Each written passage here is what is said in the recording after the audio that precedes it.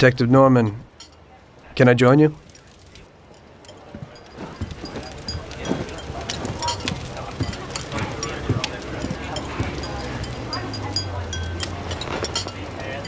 Sorry for the delay, but I didn't want anybody seeing me, if you know what I mean.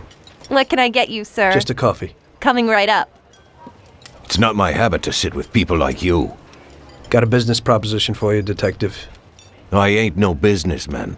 And even if I were, I wouldn't be doing business with the likes of you. I don't usually do business with your kind either. But this is a bit of a strange deal. Good for you and your superiors, and good for me. It concerns a certain kind of trade.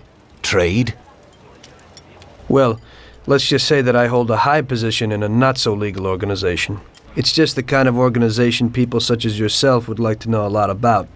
And I, on the other hand, for certain reasons, don't want... Your coffee, sir. Thanks. I have my own personal reasons why I don't want to be associated with this organization. It ain't too easy to leave this kind of business, if you know what I mean. I think I know where you're coming from. You'll get a bullet in your head if you don't disappear quickly, right? That's not the only reason. Got any kids, Detective? I've got a wife and daughter. I don't want them to have any problems because of me. Yeah, well, I ain't just gonna hand out protection to any wop crook. You should have thought about them kids before, 'cause I... Sure. Listen, I don't want something for nothing. So here's the deal. Does the name Salieri mean anything to you? Salieri? It damn well does. You got something in common with him? You could say that. I've worked for him for several years. Now he wants to rub me out. If you protect my family and me, I'll tell you everything. Names, dates, accounts, everything. Enough to put him away for life. I ain't Santa Claus. If I go to the chief with this, I need to know everything you know. And I have to be sure you'll testify in court. Sure. If you ain't in a hurry, I'll tell you my whole story, and all the deals I've worked on over the years. Okay. I've got time, and I'm listening.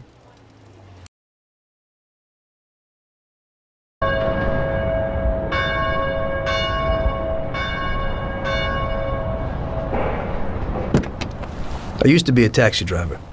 Even though I wasn't making much and I worked from dawn to dusk, I was glad to be working.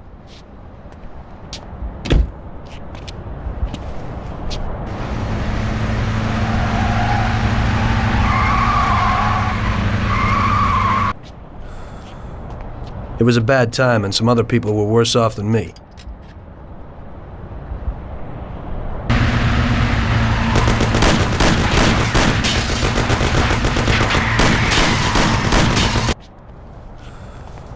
It was that very taxi that drew Salieri's people to me in the first place.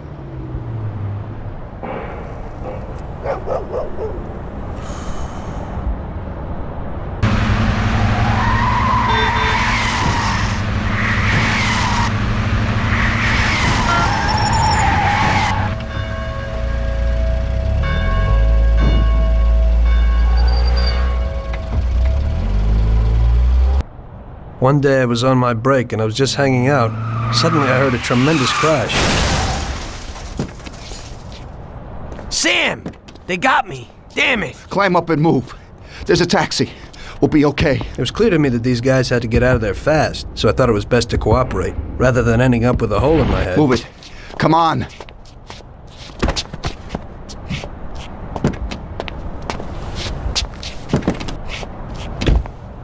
Where to? Anywhere! Fast! I hope you're damn fast. Faster than Sam here was. I burned rubber out of there like a bat out of hell. It didn't matter where, just away from those gentlemen who were chasing my new customers. Now listen carefully. We gotta shake these clowns behind us.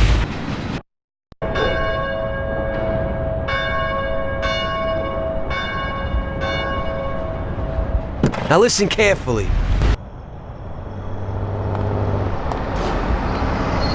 Finally, we're home. Wait here, friend. Sam will get you a little something from Mr. Salieri. Thanks for your help.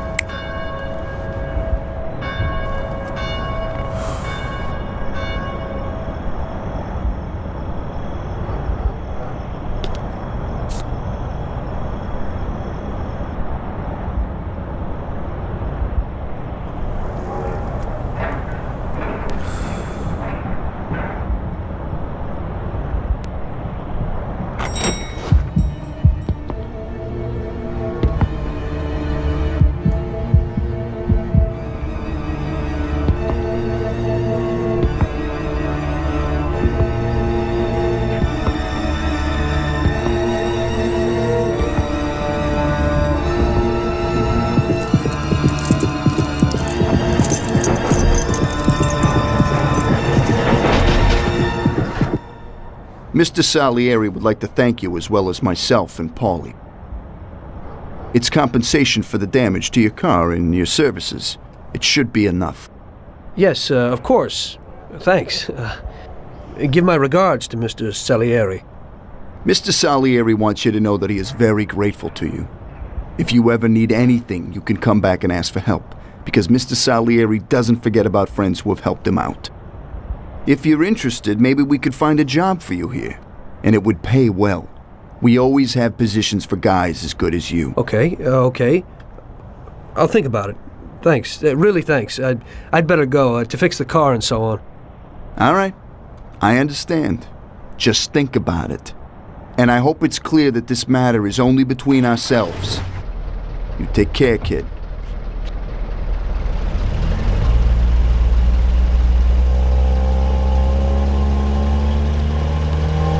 When I opened the envelope, I almost had a heart attack. There was more than it would cost to do the repairs. But I didn't for a minute think about their offer. I didn't want to join some criminals, even if they had all the money in the world.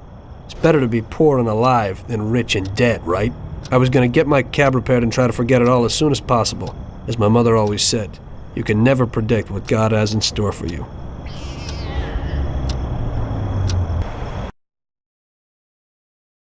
There you go. Keep the change.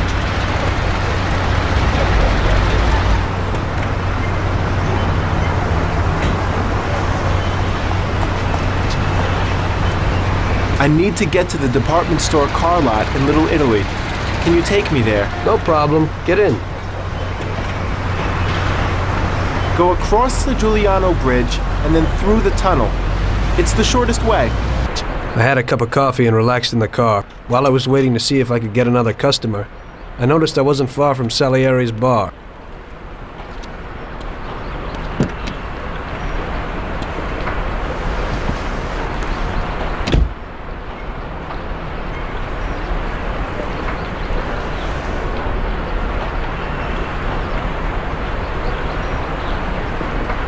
Jesus. We got you, you little rat. Mr. Morello's pretty angry with you. We're gonna have to teach you a little lesson so you remember that it ain't right. Those bastards remembered the license plate of my car and took it on themselves to hunt me down. Lou here'll fix your face a little.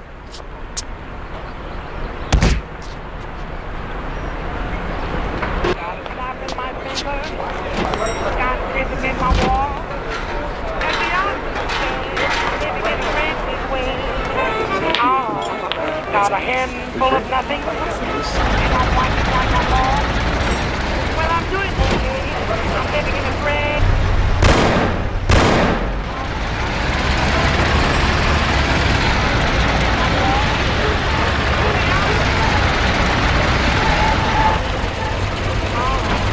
Got a handful of nothing, and I'm winding like a ball. Salieri's boys saved my skin that time, but I certainly wasn't in a good situation. I had paid off my debts for the car repairs, but my boss didn't want to employ anyone who was in the mob. It just wasn't good business. When I saw the fancy getup of Salieri's boys, I thought that it can't be too bad to work for them. Besides, I had nothing to lose. Morello was out to get me, so driving a cab wasn't the best job. Plus, the prospect of Salieri's dough wasn't so terrible. So like I always say, better to die young and loaded.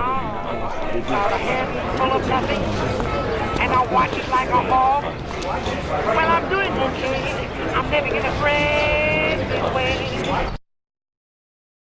Well, it looks like Morello is really trying to make me mad. But I'm a reasonable person. What do they call you, son? Thomas Angelo. I've decided to give you a shot, Tommy. I like new faces. We're one big family here. You already know Paulie and Sam. Frank here is my right hand, and looks after the legal side of our business. The one behind the bar is Luigi. This business ain't easy to swallow, but Luigi's a wonderful cook. Paul will introduce you to Vincenzo and Ralph. There are a lot of us, but those should be enough for now. Now listen, and listen good. We have some rules around here. Don't cross paths with the cops. They're on our payroll, so they'll leave you alone. But if you go too far, they'll all come after you. Money or no money. If they ever pick you up, say nothing, and I will take care of you. I show my gratitude to those people that helped me, and there aren't many left who betrayed me. Capiche? Yes, Mr. Salieri. I'm glad. Today I'll give you a chance to get back at those bastards who wrecked your taxi. We'll see what you're made of. Morello has a bar where all his gorillas go. They all have their cars parked behind the fence next to the bar. If you're good, they won't be there tomorrow morning. Paulie'll go with you just in case. Go see Vincenzo for equipment and Ralph for some wheels.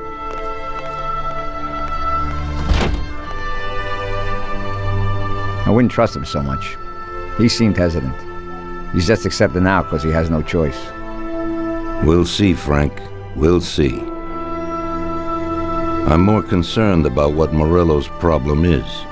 Does he really want to start a war? Vincenzo's the Don's gun expert. They've known each other since they were kids. He gets you whatever you want. Tommy guns to cannons. When he can set you up. I always pay him a visit before a job. Buongiorno, Vincenzo. Ciao, Paulie. This here's Tom. Just started up with us. Pleased to meet you, Tom. What can I do for the both of you? We got a job to do. We need something to write off a few cars. This classic piece of sports equipment should do the job, and if not, I've mixed up a few cocktails.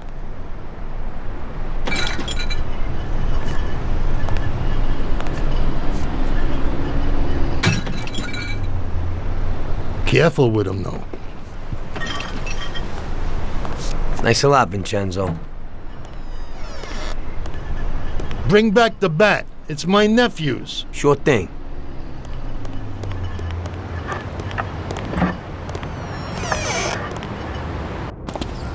Ralph, I'll introduce you to, is a complete idiot, but he's got a special way with cars. I don't get how such a moron could know anything about anything. But that's the way it goes sometimes. Visit. How you all doing, Paulie? Hey, Ralphie. I see you're still limping, so we got two cripples working here. That's right, but I ain't a fool. Ralph, this is Tom. If you bring him a stolen car, Tommy, I'll make it your own, and no one will know the difference. Ralph, Tom and me have a job to do. You're supposed to have some wheels for us? Right. Here it is. It ain't no hot rod, but it should really do for you.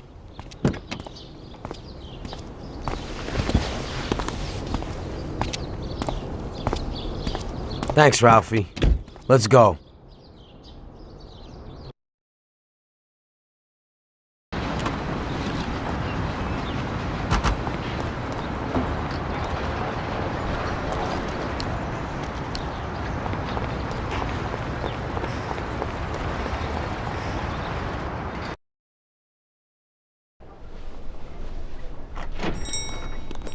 So we're back, boss. Wonderful. Take a seat. It all went well? Sure, boss, he's a natural. Before they could say cannolis, they were wheelers. And before they could recover, we were gone. Morello's probably pretty pissed right now. Really? I'm glad to hear it. He's one tough customer. In that case, welcome to the family, Tommy. You've passed the first It's test. an honor, sir. And now we've got a new member. I like to take him into the outfit, boss. You can see he ain't scared, and he's done real good. You didn't disappoint me, Tommy. Now, let's drink. Thanks.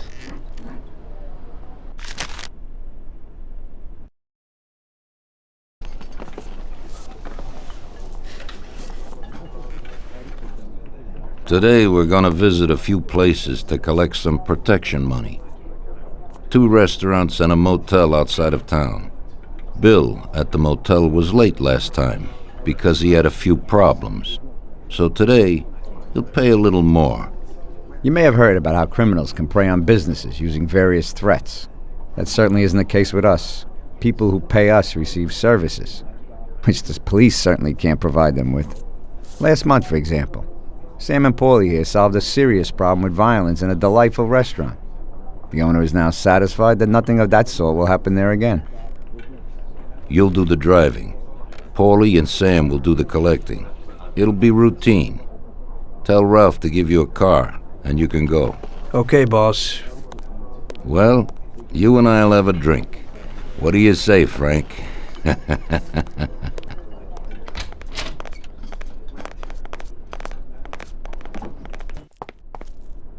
Hey, Vincenzo. I need some kind of gun. Hey, Tom, I think this would do the trick.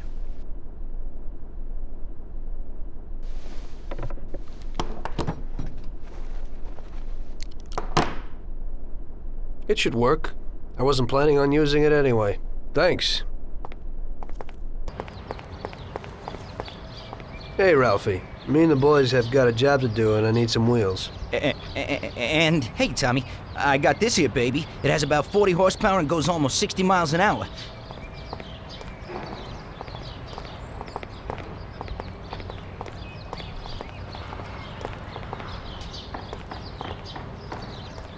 Ain't nothing swanky, but it's a good enough drive. You get into it easy. You just take this little baby and stick it in here.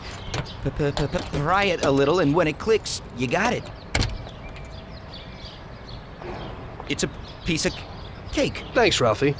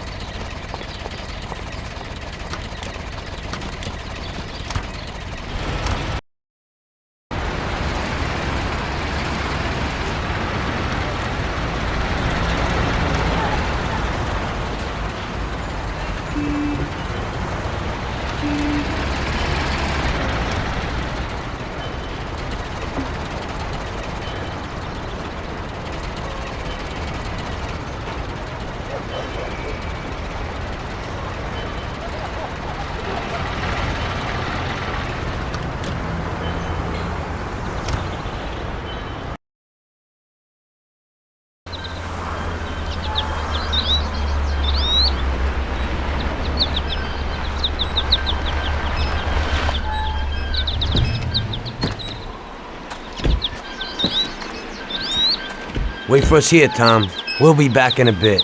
Okay. Let's go.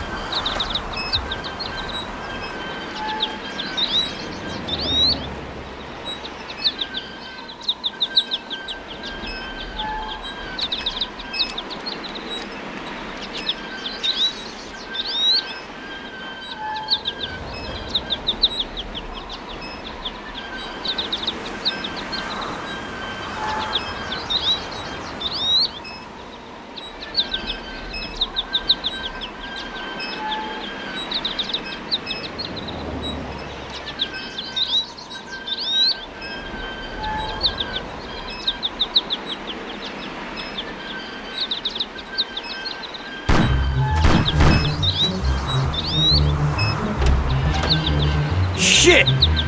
Bastards! Tom, I took one! It hurts! Jesus Christ, Paulie! Tell Salieri from here on out this place is ours. Capiche? Don't come back here, you'll end up in worse shape than your friends. Get Sam! They want to beat some information out of him. Get him out of there. And I gotta get you to a doctor. That'll wait. First, get Sam.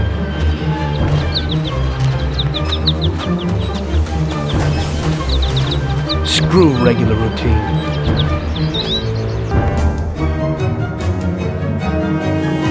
Get up, Sam. It's over. You really went to work on you, buddy. Let's go. It's nothing. You'll be all right. Doctor will put you back together again. You're tough as nails.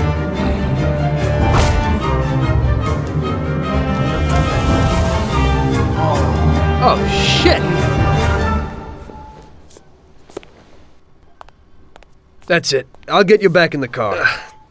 Everything will be okay. Don't move, scumbag, or I'll fill you with holes. Come on, just try it. You won't get past me. Sure thing, buddy. Just stay cool. Everything's okay. Just go. No problem. Just try it. No. God.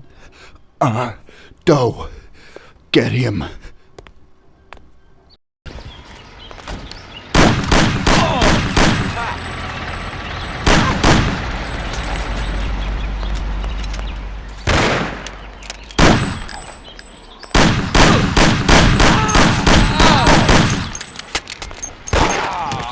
That's regular routine. Wonder what the next...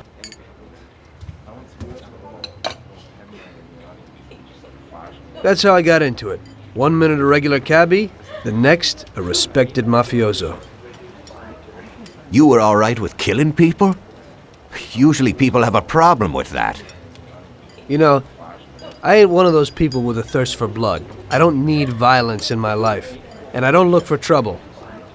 But I also don't have any remorse. They wanted to outsmart us, so we had to outsmart them. No excuses. It was all the same to me. I wasn't interested in the fates of other people. Everybody said it was just business, and that the family sticks together. It was different from living alone and nobody giving a damn about you. Suddenly you're respected by all the people you meet. Everybody knows you can help them, but you can also destroy their lives. And everybody tries to ingratiate themselves to you. And what about the police? You just walked away, just like that, from a massacre. Didn't you have any problem with this? You work for the police. You ought to know.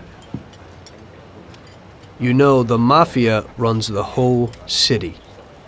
The Salieri family makes over 25 million bucks every year. The papers were full of it. But nobody saw nothing. If they wanted to stay alive. We paid off the bureaucrats $6 grand a month. Your bosses had liquor at trade price and got payouts for special jobs from both Salieri and Morello. Case closed, lack of evidence. Cops would even move shipments of drink for us. I guess you'd have heard something about that. So what about your two friends? Well, they were better off than you'd think. Salieri had a good doc for his boys, and it's not like he ever asked any questions. In a few weeks, they'd be healthy and back on the streets again. The only one who worried us was Morello. He wanted to be the big cheese, which Salieri couldn't let him do. Salieri had no intention of being in second place. You know, a person becomes a Don because of his thirst for power, and he doesn't care about any other rules than his own. That's how it is, Detective. So he'd be his own boss, independent of the police, of the state, of anyone. That's why a person becomes a Don. Salieri and Morello both wanted it all. They kept sparring with each other, but they both knew that if it all blew up, it would be hell. The big difference between them was in their methods. I heard a little story about Morello.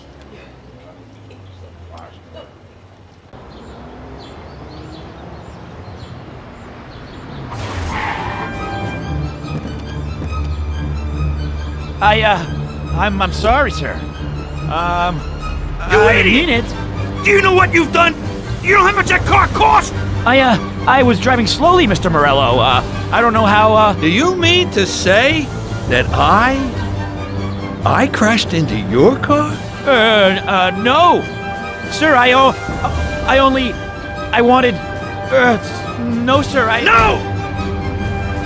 Bastard gets in my way!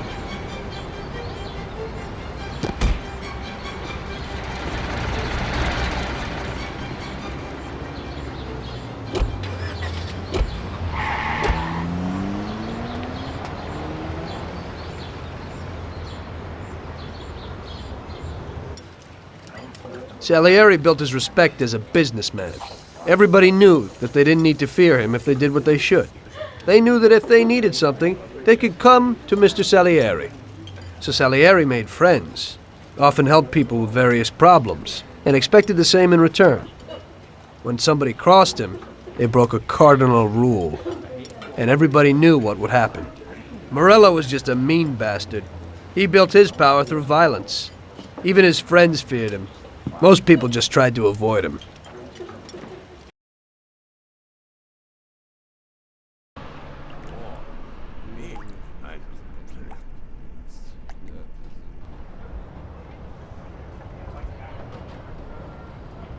Listen, Tommy, I have a delicate job for you. I don't know anyone else who could do it better than you. You're a good driver, and you have experience. Well, to make it simple, tomorrow all the best motors are going to race at the city track. And I bet on one kid who's been a favorite up until now. I helped him along in his career a little. I like fast cars, and I said to myself that I could make back a little on that investment. You understand? And then Ralphie starts saying that some European has come over, and his car is certain to win. Ralphie knows cars. He's real good with them. But otherwise he's a complete moron. What, he couldn't have told me before I bet on the kid? But still, what the hell is a guy, God knows from where, doing here? These are American races.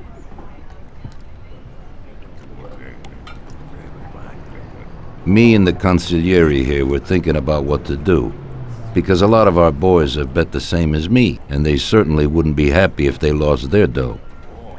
And how would that make me look? Like an old idiot. Tommy, I can't let that happen. We thought, with our consigliere, about what to do with it. If something happens to him, that's no way. It won't be fair play. I won't enjoy my winning at all.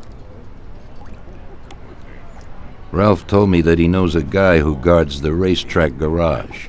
Tonight, you're gonna go there and take this European's car to a mechanic who knows his way around these machines. He'll take a look at theirs and maybe improve ours. As soon as he's finished working on it, you'll take it back.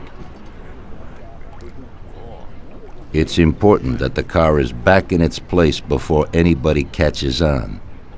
And don't even think about crashing it or getting caught by the cops. Are we clear? Yes, boss. If you pull it off, you'll of course get a share of the winnings. Now go. Ralph will tell you where and how.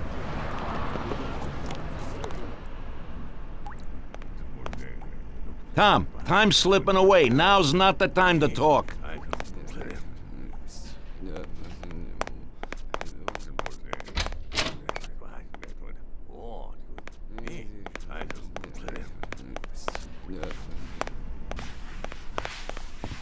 Sorry, Tom, but I'm really busy right now. Not now, Tom. I got my hands full, huh?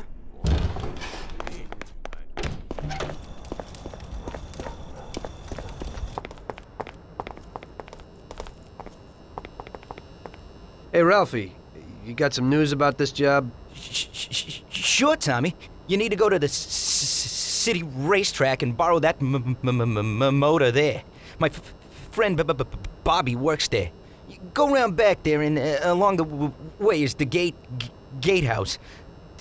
Tell Bobby that Ralph sent you, and Bobby will take you to the car. It's already been agreed with him. And then? You just have to take it to the auto service of my friend Luca Bertoni. It's in Newark under the Giuliani Bridge. He'll take a look at it and tune it a little. And then you just take it back. This should be easy enough. But you gotta get it done before 1:15 a.m. when the guard changes, so that nobody knows that somebody drove the motor in the night. There can't even be a scratch on it, and try to avoid the cops. They mustn't catch you. And how'll I get there?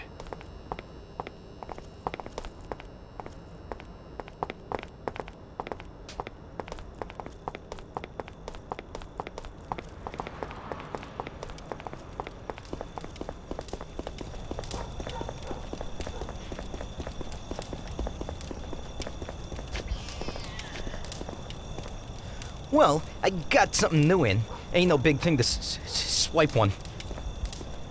Watch. You just stick a piece of wire in here and twist it a little, and you get inside where you gotta join these two wires. Yeah, it shouldn't be a problem. Thanks, Ralphie. Now don't you go sparing the gas, Tom.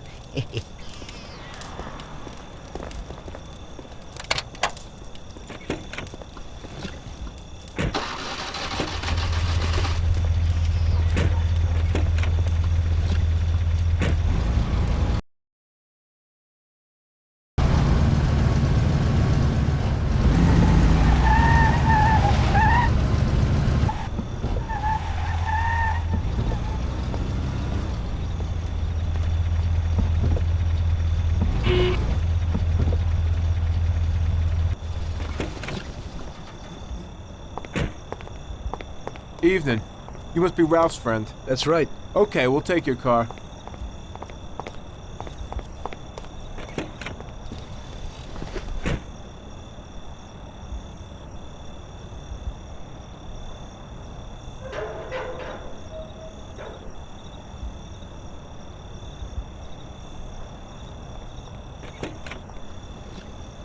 Go.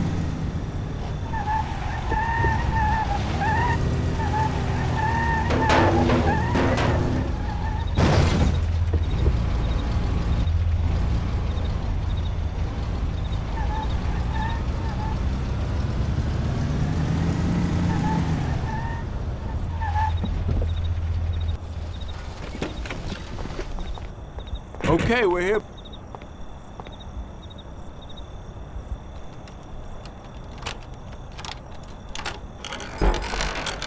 Okay, is that it? Yeah, buddy, be real careful. There can't even be a scratch on it. And avoid the cops like the devil, because this car will be real obvious. That's right. In about half an hour, the second guard will come. So you gotta be back by then, buddy. And be real careful, that car goes fast. Maybe it's the fastest car in the world, who knows? Sure, Bobby, no problem. I'll take care of it in a half hour.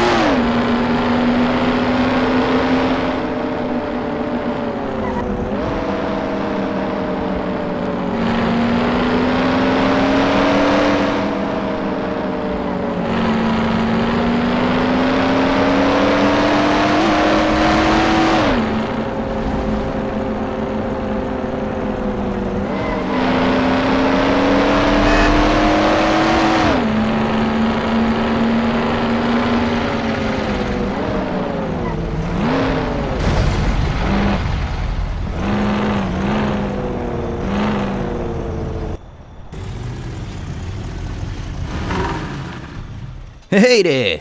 You're from Mr. Salieri, right? I'm Lucas Bertoni. Hi, I'm Tom.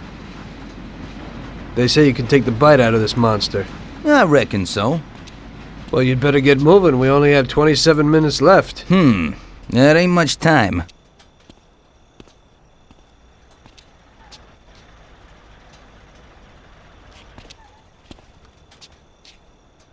We'll see what could be done. You can hang out a while.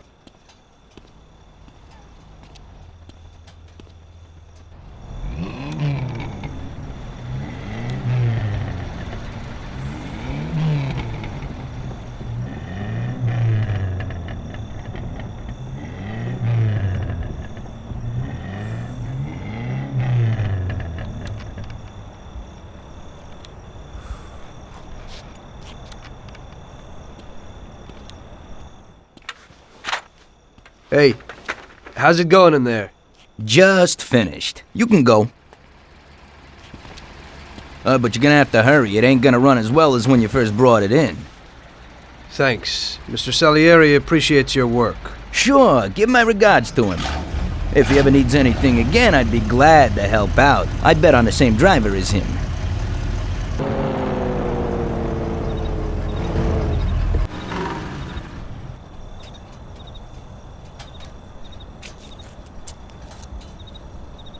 So you pulled it off, buddy. And the car isn't even scratched. Thanks, Bobby. It really was the fastest car in the world. Sure is. We're lucky you managed it. I bet on the Don's car, too. It seems everybody did. I bet on it. So did almost everybody in my neighborhood. I figure the driver's pretty important, too. Sure. Well, I won't keep you. Good night. Take care, Bobby. Thanks for the help.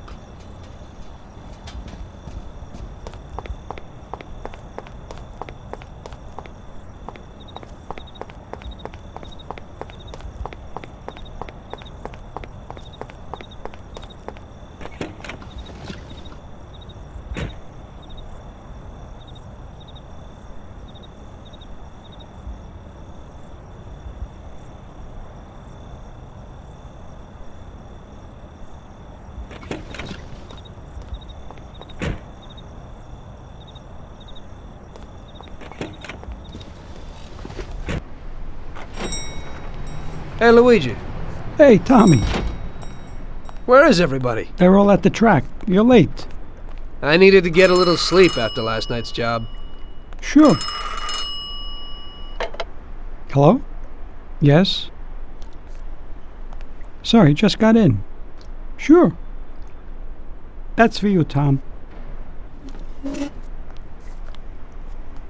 Hello? Frank here. Tom? You did well yesterday, but now we need your help again. Come over to the racing track right away.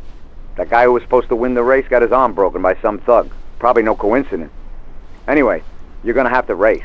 But, Frank, Tom, it's a half an hour before the race. So I don't have time to teach someone else how to drive. Christ, Tom, this concerns a big bag of money. I hope you understand that. Yeah, okay. Frank... So I expect to see you here at the track in a few minutes.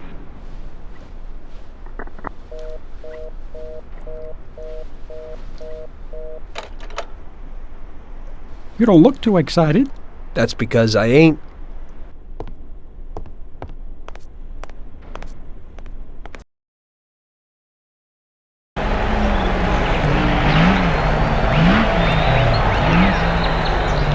Hey, Tommy, I knew we could count on you. You really want me to do this? I've never raced before. Okay, I know it won't be easy, but we don't have a choice. If you can do it, we won't lose out.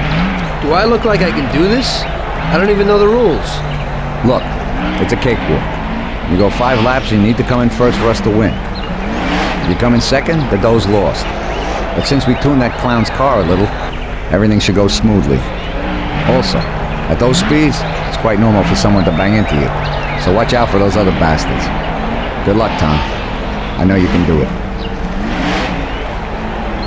Well, I don't believe it. Tom, half the neighborhood and all our boys bet on the Don's boy. Do you know what it would mean if you lost? The Don would lose. You would lose all the respect which we busted our asses to build up. People give us their trust as well as their dough. You understand what's at stake? Yeah, I got it, Frank. I understand. Take it easy, son. Show them what you're made of.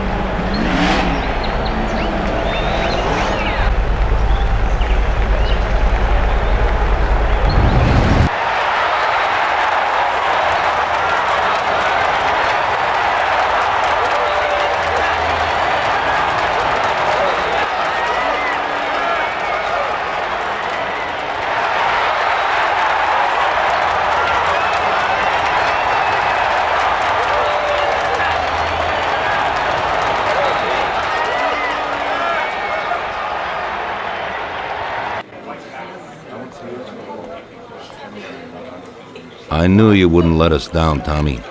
You're really one of us now. A lot of people made a lot of money on that race, Tommy. And you get all the credit, so you won't come out short. You should stop by and see Lucas Bertoni. He also bet and won a pile of money, so he wants to repay you, too, somehow. Okay, I will. Congratulations, you big Thanks. hero. Hello, is there anyone home?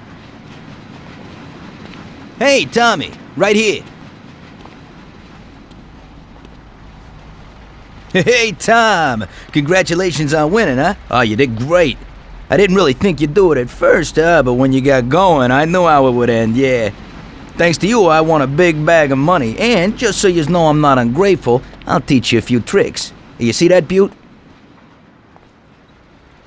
Well, now I can't give it to you, but I can show you how to lift one and where. Watch how easy it is to get into this baby.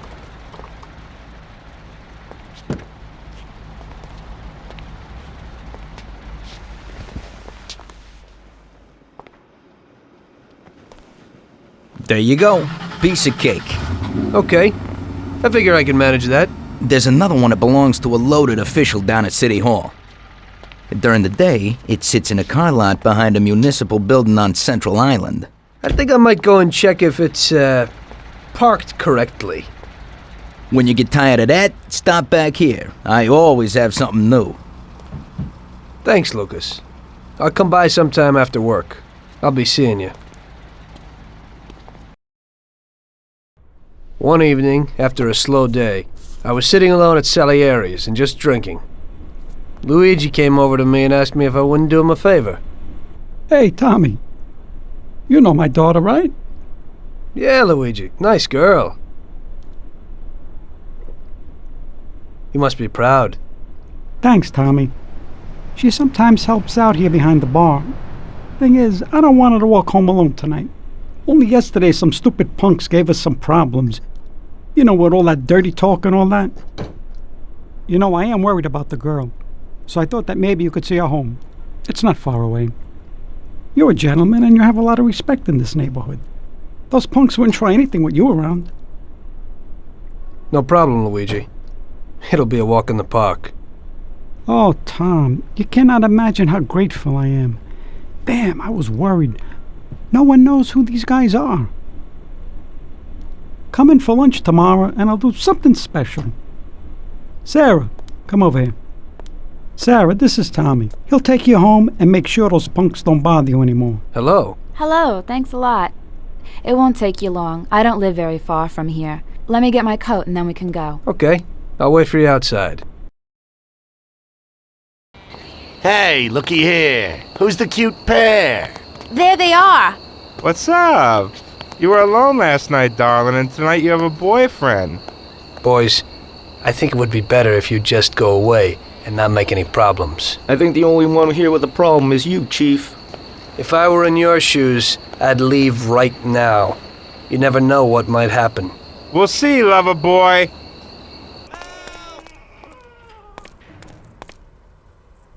Oh, thank you.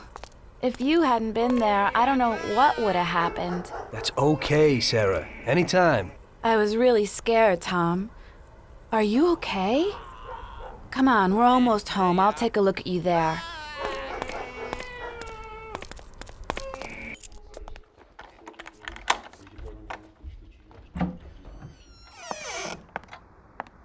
So, this is my kingdom. Come in and take a load off. I'll have a look at your wounds. This is quite a kingdom. Roll up your sleeves, sir. Help is at hand.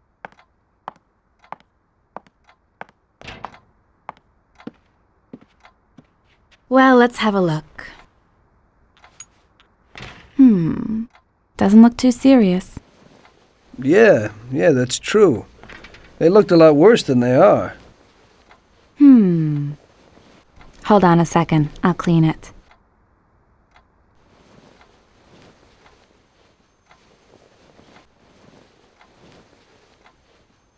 There you go. It didn't even hurt. Thank you. It's me who should be thanking you.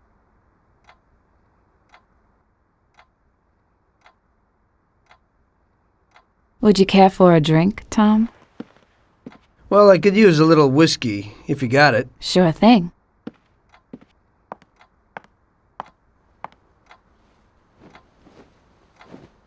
This evening's getting interesting.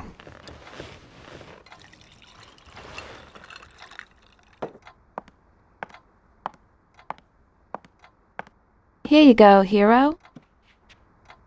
So, do you swing? What? Do you like dancing, music? I have a gramophone.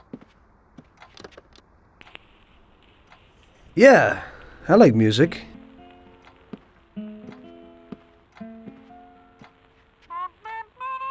Are Salieri's men tough with everyone? We try to be gentle with people sometimes. Some of you, maybe. But only a few. And are you one of Salieri's tough guys? Only sometimes. Well, I think you're a very good bad man. Oh, sometimes I'm even a very bad good man.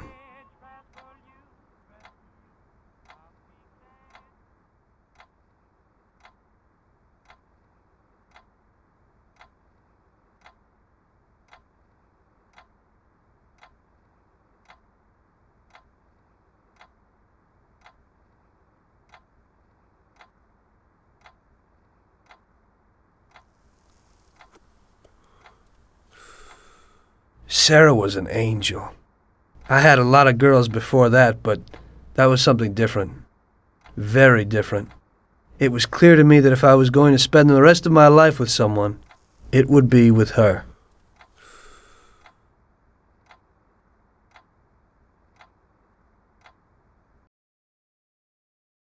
The very next day I told Salieri what happened with the punks.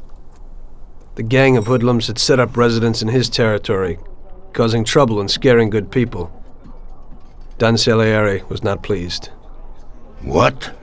In my territory? The nerve. And on top of that, they attacked defenseless women. Did anything happen to Sarah, Tommy? No, boss. She's okay. I took care of it. Good. Why the hell didn't Luigi say something? We could have taken care of this immediately. I won't stand for those chicken shits attacking people in my territory. Who do they think they are? They pay me for protection, so we've got to get these punks and put them where they belong. Me and Tom will fix it. Do those bastards think this is freaking Luna Park or something? I'll rip them apart with my own hands. Paulie, take it easy. Nobody's killing anybody, get it? I want you to teach them a lesson. Break every bone in their bodies and leave them laying in a pool of their own blood. Make sure those bastards need wheelchairs. Little kids will laugh at their busted faces. Let everybody see what happens when somebody trashes my territory. Sounds interesting, boss. That ain't a bad idea at all. We'll need to find out where they're located. Big Biff might know something. He's always standing around in Chinatown. Go find him and ask him. No problem, boss. Salute, boys. So, what'll it be today? We gotta give a few clowns a good beating, Vinny. The best bet would be these superb bats. This one here is autographed by one of the MVPs of the league. Wow, I can't believe it. Is this really his? Well, To tell you the truth, it ain't. But if you're smashing someone in the face with it, they certainly won't question you. We'll need some heaters, too. You never know. My words exactly. I've got these Colt 1911s. Great automatics. Thanks, Vinny.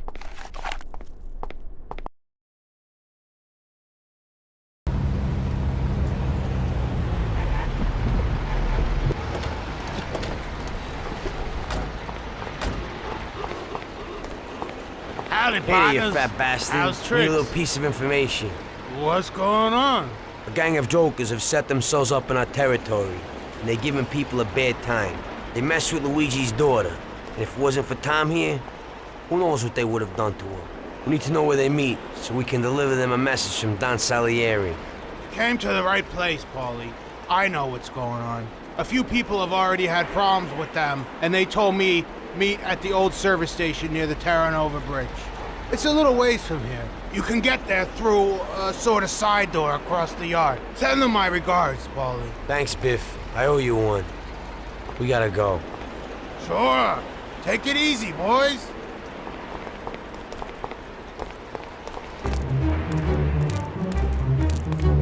Hey, pal.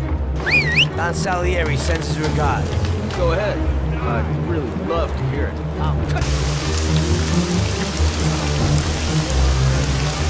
What are you trying to pull here? I'm trying to kick your ass out of this part of town. These guys are Mafia, Johnny. Let's hit the road. Oh, shit. Quick, get to the car. We gotta get him. Out of the way! Go and nail him.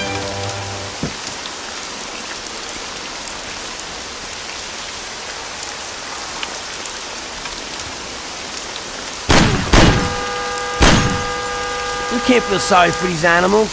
He'd shoot you in the back the first opportunity he gets. I thought about what my mother or Sarah would do if they saw me there. This one's finished. One less to worry about. Why are you standing there with that look on your face? Remember? Those guys wanted to do your girl yesterday. You better get used to it. I got used to it.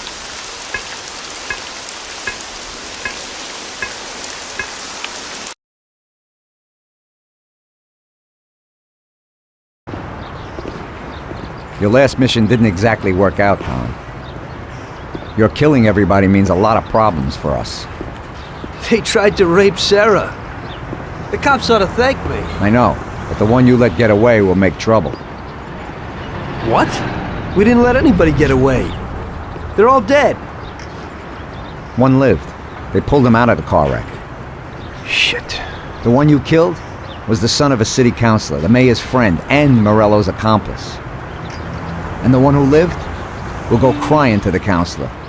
Daddy didn't exactly love his son, but in these cases a person can remember a lot of good things.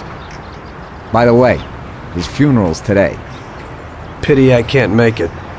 You're lucky that second one didn't know who you were and couldn't give you up. But that's not why I sent for you.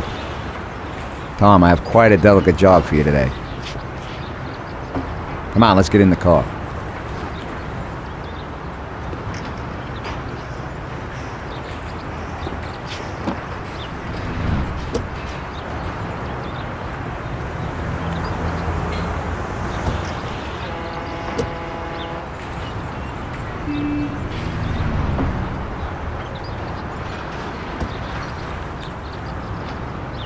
An owner of one of the businesses which the Don has invested a lot of money in has suddenly decided to forget his obligation, and he has taken up with Mr. Morello.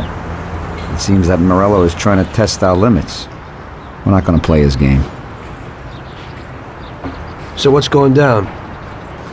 We're going to blow the place up. What? What kind of joint is it? A hotel. That is, it's a brothel, Tom. But no regular who house. It's a place for classy society types. And I have to knock them all off? Of course not. We'll just liquidate the owner and blow up his office. That should be enough of a warning for the others.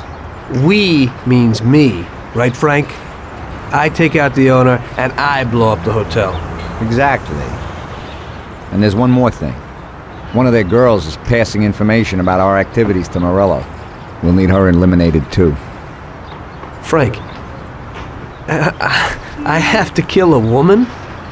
Worse luck, huh? Here's a photo of her. She's cute. And she looks familiar. Are you certain this is her? Unfortunately, yes. Her big mouth has lost us a pile of money and some of our people. Why don't Paulie or Sam do it? We know the place in and out. They'd be dead before they can get it together. So what's the plan? It's downtown, the Corleone Hotel. Find the boss and shoot him. You can do it in public. It'll be a warning. Then take care of the girl. The owner's office is on the top floor. Grab any documents and money you find there and then set up the explosives. You won't have time for much else. This won't be no picnic. I know. But if we don't take care of this now, we are next in line. Maybe you're right. The weapon and explosives are here in the car. Tom, good luck.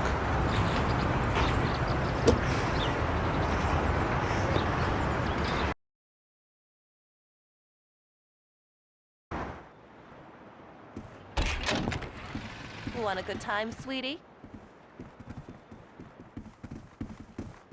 What are you looking at? Got a problem?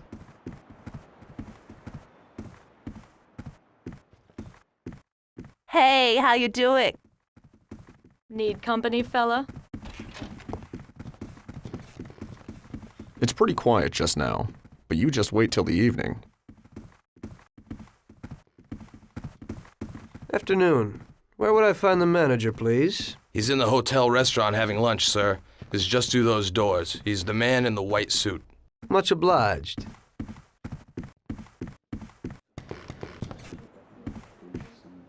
What do you think of the local girls? It's paradise here.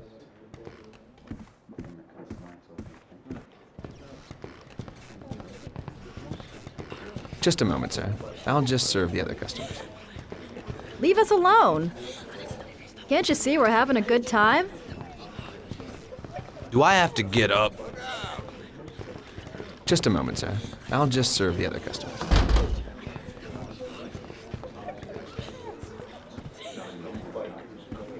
This is the way everybody ends up when they sell out to Morello.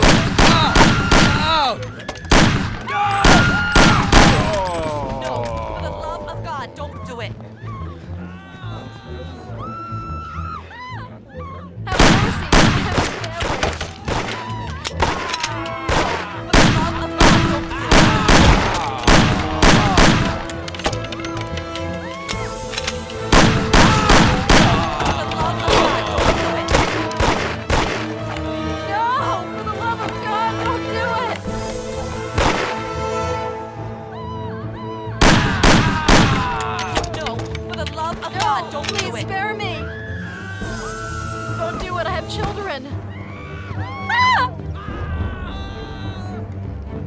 Have mercy! I have a family!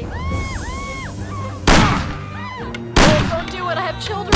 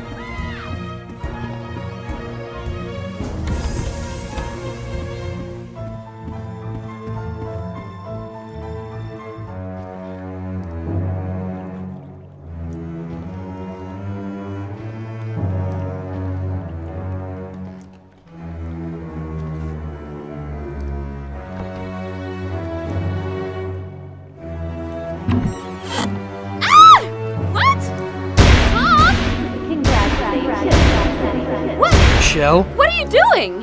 What's going on? What are you going to do? What do you want from me? I'm sorry, Michelle, but I heard that a bunch of people got knocked off because of your talk, and someone lost a lot of dough. You're dangerous to us. It isn't true. It couldn't be true. Tom, wait! I didn't know I'd hurt anyone. I wanted to help my brother and... I knew it. This could only happen to me, a total screw-up. I can't just kill a young girl. A young naive fool who wanted to help her own brother? Probably a real bastard. I just wanted to On the save other my hand, own brother. is it worth getting killed over it? Get dressed and get out. Thank you. This place is gonna blow in a little while. I don't want to see you in this town again. Nobody can see you here anymore. Thank you so very much. In this town, you're dead.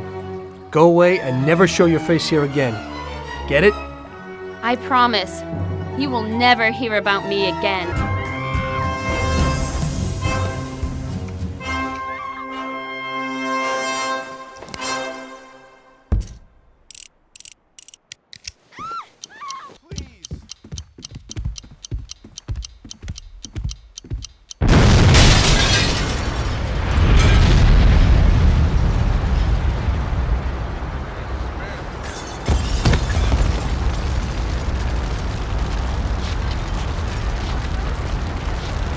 Just regular work.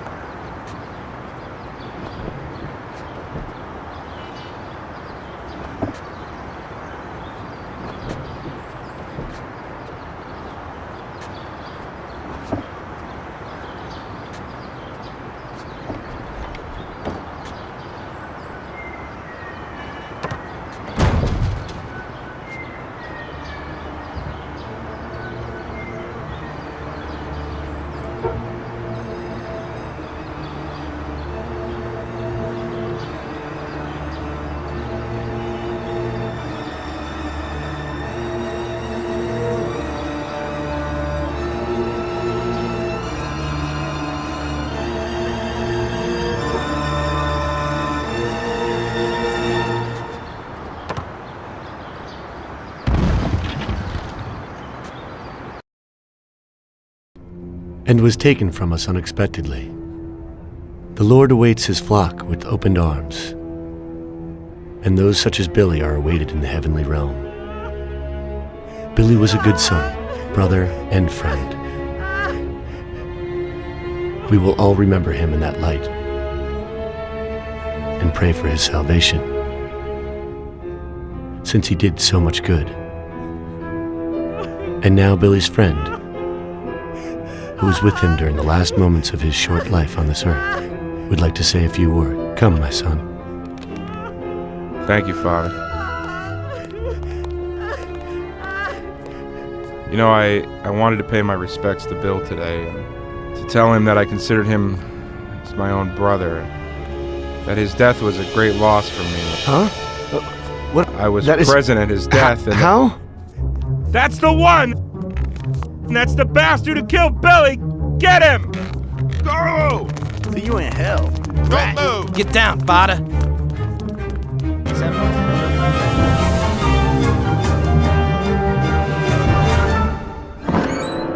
Oh, it is only I. My son, don't shoot. I am unarmed. What have you done, my son? Such suffering for nothing. God is forgiving, but this is terrible. Don't you know murder is the greatest sin? I know, Father. But somehow everything got fouled up. I made a mistake somewhere. So many people have died without reason. They could have done much more with their lives. Father, these people were criminals, cheats, murderers. The one lying in the front wanted to rape my girl. Maybe God wanted it this way. A lot of people will have an easier life because of this. Yes, the Lord works in mysterious ways. But what about you? You can look yourself in the face? Your hands are stained with blood that you'll never wash off. I know that, Father. Look around you. Such a waste. We'll have to consecrate the church again. Everything is shot up. I can't let my parishioners in here. What am I going to do? Maybe this'll help?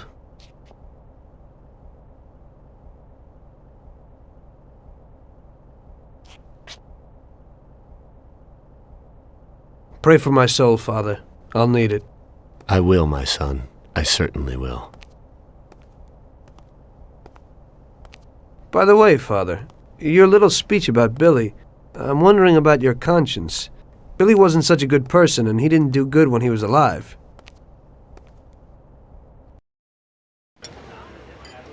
You must be joking, right? How could you get through this? Now it was really bad. Billy's pop, the councilman, wasn't very happy with us. And he was in bed with Morello's. Without the Mafia's help, he wouldn't have got his seat. He also started to mobilize the police. So we now had both the mob and the police against us. Oh, come on. Hey, both sides benefited from it. The police could look good in the fight against crime, and at the same time get fat payoffs from Morello, who they left alone. And with the help of the police, Morello could eliminate his greatest competitor. An ideal situation. And things were going bad for us. Salieri lost a bundle, and I wasn't doing too good after all that killing. It started to seem that there was no point to anything, that I should enjoy everything as much as possible and quickly, while I still had the chance, when it's so easy to lose your life. Maybe that's why Paulie and me started drinking. You weren't falling apart, maybe.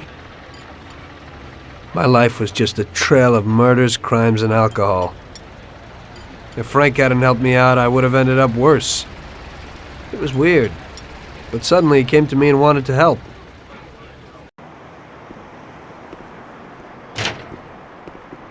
Could you give me a ride home, Tommy? Sure, Frank, get in.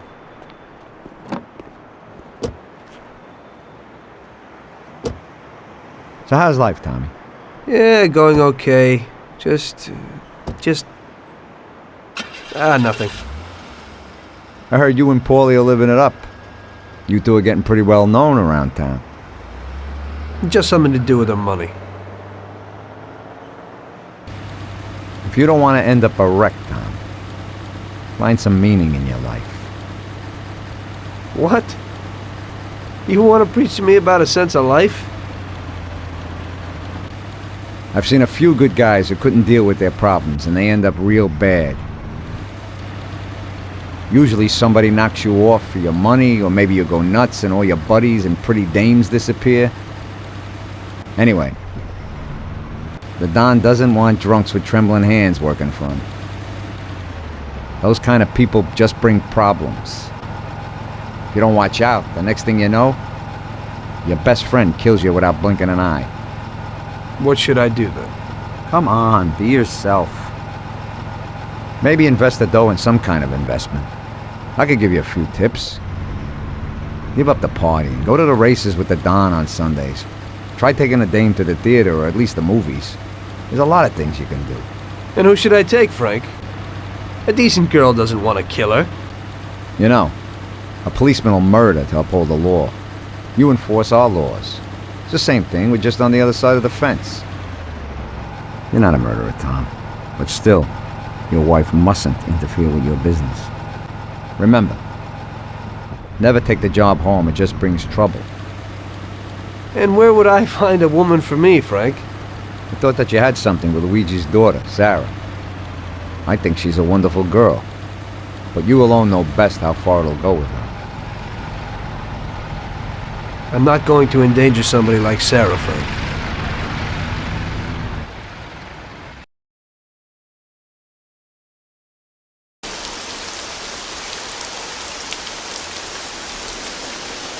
One day, Frank asked me to stop by the bar. He said he had a little job for me, so of course I showed up. Tom, we got 2 trucks full of the best liquor coming in from Canada. Sam's gone out to the handoff point to meet him. They're in an old farm outside of town, and we need to get the shipment to the city. I'm sending 2 trucks out. Paulie's going with one of them. I want you to go with them and keep an eye over everything, just to make sure it all goes smoothly. Get a car from Ralphie and join up with Paulie over at our warehouse. Paulie will give you some weapons when you get there. Okay, Frank. So what have you got for me today, Ralphie? Hey, Tom, I have here a new machine for you. It has 65 horsepower, and if you put your foot down, it'll go over 75 miles per hour.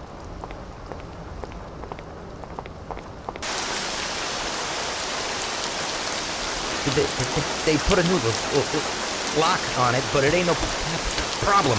Here, watch.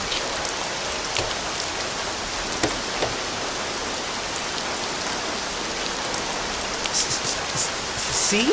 It's real easy. You can take this car or something older. Whatever you want. Thanks, Ralphie.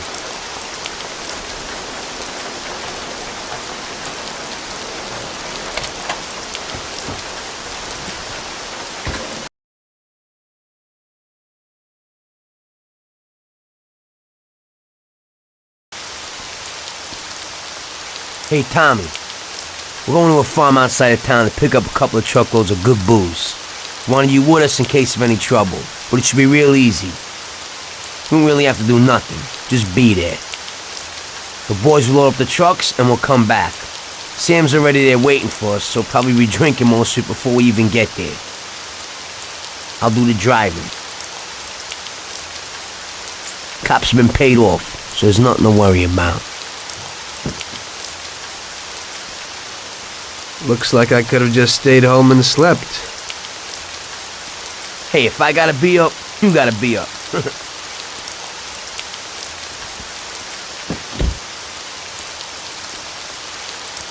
Let's go.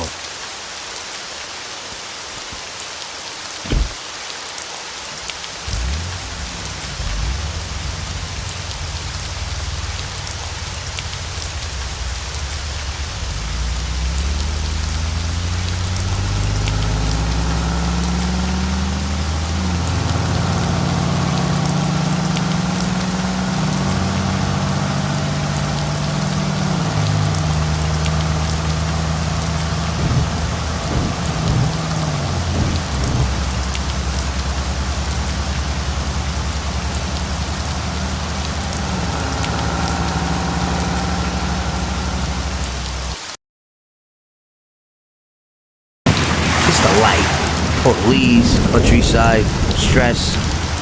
You know, we ought to do this more often. Better in the daytime. I think you'd rather be with Luigi's little girl. Sarah, right? That's your night shift. Lay off. What do you know about it? Same way as everybody else knows. Heck, even Luigi knows you're chasing her. I figure you ain't too bothered. Saved her virginity after all. But I bet you stole her right back, huh? Shut up, Paulie. I didn't know you were there. Nah, come on, Tom. I'm kidding. She's a good girl. You're good for each other. I ain't so sure. Somehow I can't imagine coming home and saying, "Guess what, Sarah? Had a hell of a day at work today. I had to kill 10 people." You can't talk about stuff like that at home.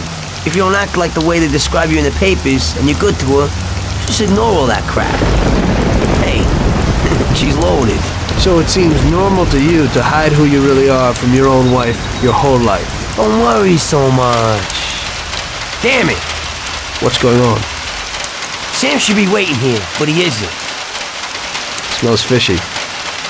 Look, we'll wait here with the trucks. You go quietly, check out what's going on. Thanks for the confidence. Here's some toys to take with you.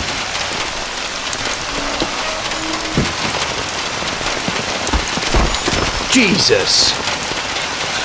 Hey, a friend, he's fallen sick. Who are you? Are you from the police? Yeah, Mr. Morello and the sheriff would like to send their regards and inform you that from this point on, they'll be taking over your duties here. They're all dead! What? Truck crew, out there in the back, they wasted them. What? What about Sam? Did you see him? No, I didn't see him, but the barn was locked. He might be in there. We ain't leaving without him. We have to go back and get him. Okay, we'll go back, but we gotta find a crowbar or something so we can break open that barn door. Okay, let's go. Sam! Jesus, what they done to you? Still in one piece? Just in the wrong place at the wrong time again, I guess. Can you walk? Probably not too good. Okay, hang on. I'll get the truck. We'll get you to the doctor. You'll make it. Sam! Tom, wait here with him. I'll be back in a second. It'll be okay, Sam. We've gone through worse. Sure. We have. Christ, that was a massacre. This is one hell of a night. It looks like they want to get us completely out of the picture. Yeah? Well, that ain't gonna be so easy. Is Sam okay upstairs? Yeah, he's okay. At least he isn't any worse. Okay, I'll get him. You keep watch here. Sam, it's me, Paulie. Come on, we're going home.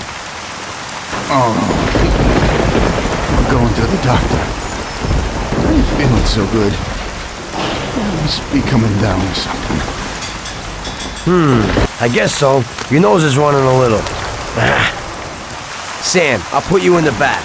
Tom will be with you, just in case. Okay. Tom, go with him. And keep an eye out.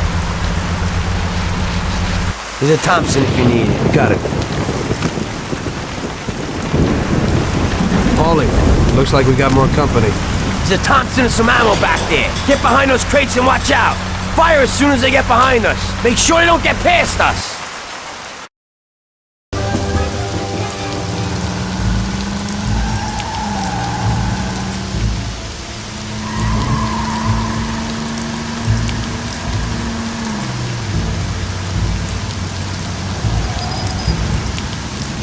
We're here.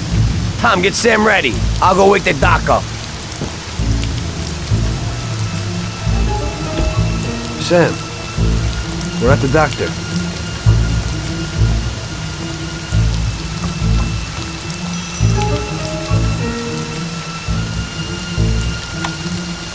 God, is that you, Paulie? What are you doing there so late? Good evening, Doc. I'm sorry, but we had an accident, and we need your help. Okay, where is he? Bring him inside. Okay. That was our doctor. Doesn't ask questions. And Sam's in good company. Are you sure that he isn't just an untrained butcher? Definitely not. The best. The best paid doctor in the city. If you get hurt, you'll be thankful that we have him. Okay. I hope he'll do his best for Sam.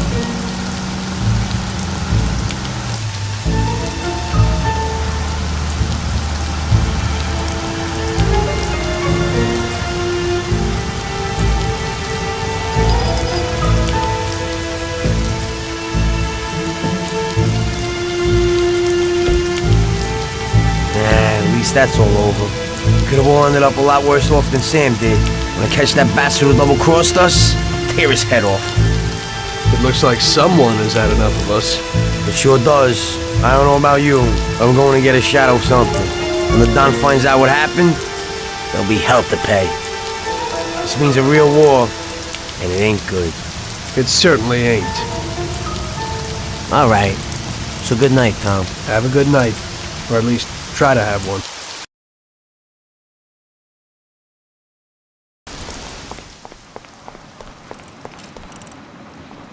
Ah, Tommy, you come like a gift from heaven. A stoolie just called me and said that the cops want to pick one of my friends up. Hey, we gotta let him know as fast as possible. He lives in a house in Hoboken. Could you go and warn him? Okay, Lucas. So, what? Fine, went well. He thanked you and then quickly disappeared.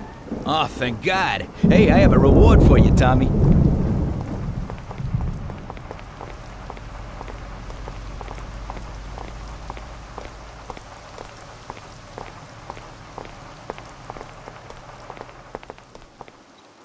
Hey, this is totally new.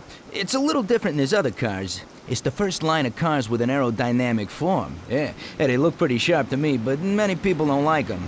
Yeah, the main thing is that it purrs like a kitten, yeah. And you can snag one easy. You just stick this wire in here, boom, that's it.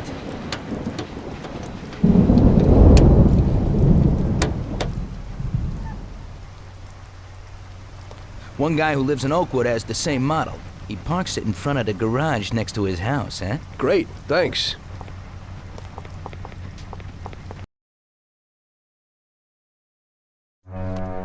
Yesterday was the worst disaster we've had. We lost 8 men, the whole shipment. And Sam can't even stand up. This is a war, and we're in a hell of a fix. He's already got the prosecutor on his side. And he's digging up a load of dirt on us. He's also pretty close to the counselor whose boy you knocked off, Tommy. So he's got the cops after us. They ain't got nothing on us. That's where you're wrong. Yesterday, Frank handed over all our account books. The prosecutor is having a field day. Damn it. Frank wouldn't be out for blood. But he doesn't seem to mind too much if I go to jail for life.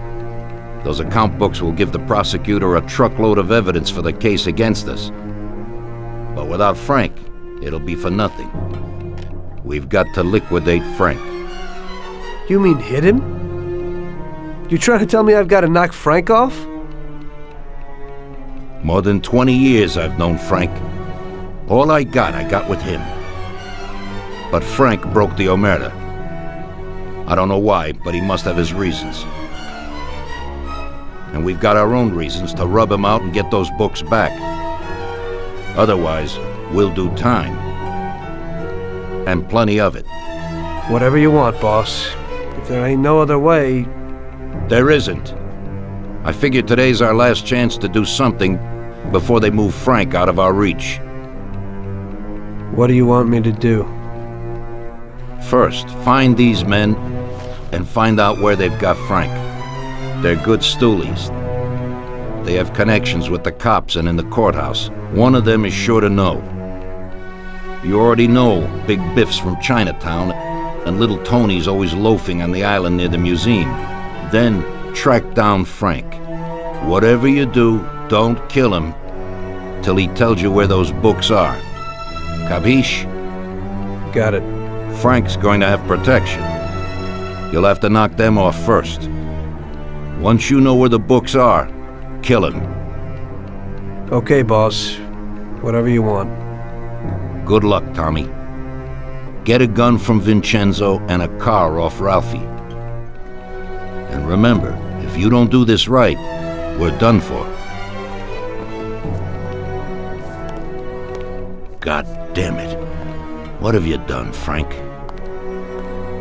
You were a brother to me. What do you got for me today, Ralphie? Hey, Tommy, I got a new car. Just a bit better than the V8. Has 80 horsepower. Pretty good little machine.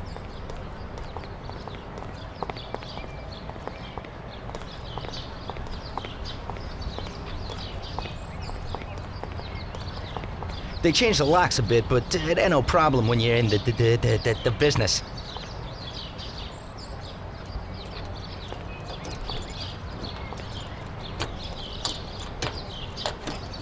That's it. Thanks, Ralphie.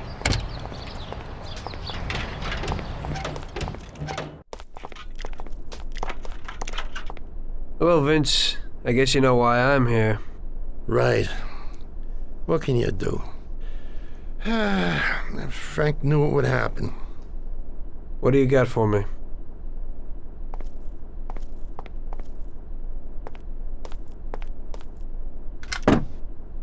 A Colt 1911 should be enough, but here's a sawed-off as well. In Sicily, they call it a lupara. When they find someone shot by one of these babies, everyone knows the deal. Unfortunately, this is the perfect situation to use it. It's got a short range, but it covers a lot of real estate. You can't miss. I never thought that I'd meet with Sicilian tradition like this.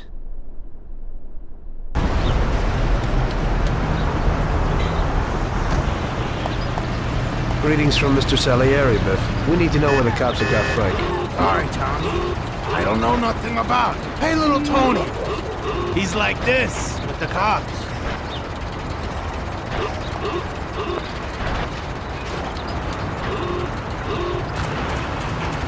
How are you, Tony?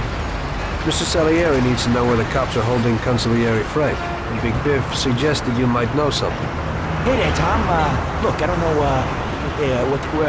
where they've got Frank exactly, but I do know there's a scumbag that's been blurting stuff, something about Frank and the cops the other day. They call him Idiot Joe because he's a complete idiot. He hangs out on the lot under the bridge. You'll know him. He's completely bald. Great, Tony. I owe you one.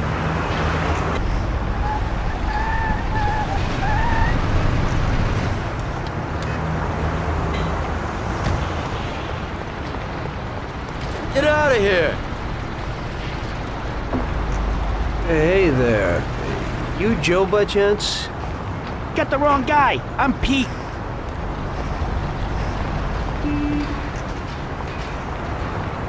Well then, I'm George.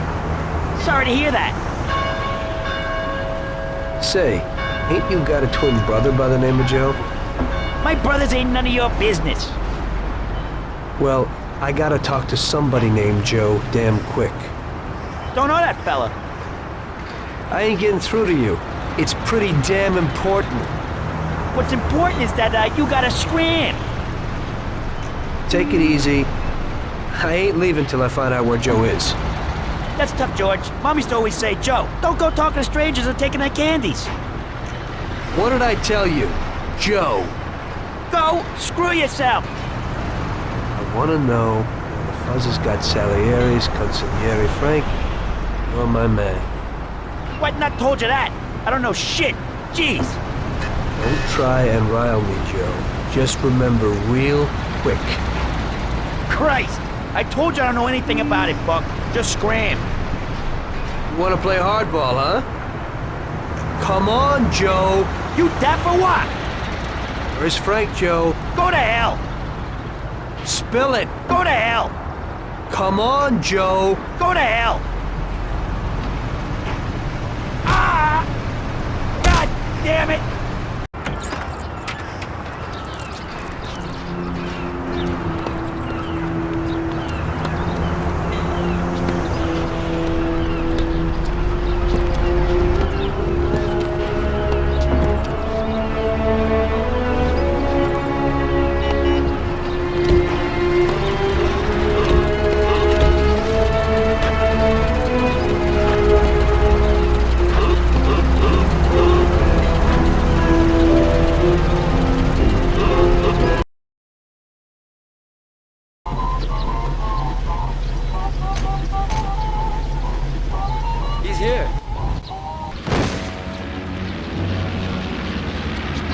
Tom. Frank, the Don sent me. And you know why. I know why. I know. I don't get what happened to you. I thought you were my friend. I'd have never guessed that something like this would happen. Why the hell did you do it? Tom, I couldn't go on this way. Too many people have died lately, and I don't have the stomach for it. It used to be different with the Don in the old days. Maybe I'm just getting too old. Tom, this is a war, and I don't want to fight anymore. I got a child, and I thought I'd finally get some peace. You couldn't have done this some other way? You didn't have to sell us out. They came for me, and I had to surrender. They have my wife and daughter, Tom. If I don't give them the books, they'll kill them. Before, we used to solve things like men. You, Paulie, or Sam would get them back. But I can't take that risk this time. I don't want to lose them, Tom. I can't live without them. They told me if I did what they wanted, they'd release them and send us to Europe, where we'd start again. Cops? The cops are blackmailing you and want to kill your family? Ever since you and Paulie killed that Billy kid, the cops in Morello have been working hand in hand. The counselor, the kid's father, got where he is thanks to Morello. Morello wanted to get me to talk, and the police would then liquidate the Don. Both sides would then get what they wanted. I'm afraid the situation has changed somewhat. Where are the books, Frank? I haven't got them, Tom. You handed them over already? No, Tom. I'll tell you where they are if you get my wife and daughter back. We were supposed to wait here at the airport, so they must be holding them somewhere around here. Come me after if you want. Just make sure they get out of this city alive. Fine. But you'll have to give me those books first, Frank. Sorry, but they're in case you're lying.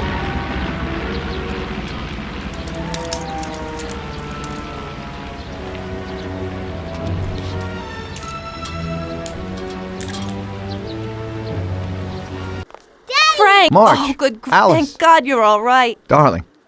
Thanks, Tom. They promised they'd give me plane tickets when I gave them the books. Those tickets must be here somewhere. Could you try to find them? Okay, I'll do that, Frank. Wait here for me. I hope you ain't planning no funny business.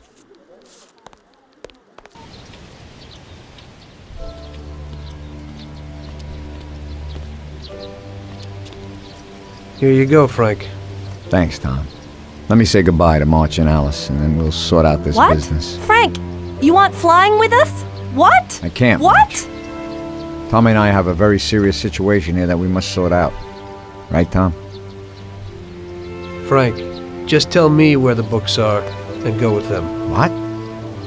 How would you explain it to the Don? Forget about it. That's my problem. Where are the books? I'll never forget this. Here's the key to a safe box in the First National Bank downtown. The books are there. Take it, Tom. Thanks. And Tom, thanks for everything you've done for us. I'm indebted to you. And tell the Don I'm sorry for the way things had to end. To the Don, you're dead, Frank. If he finds out you're not, then this isn't finished. Now just go. Tommy, I'll never forget how you helped us. God bless you. Goodbye, mister! And, don't forget what I told you in the car that time.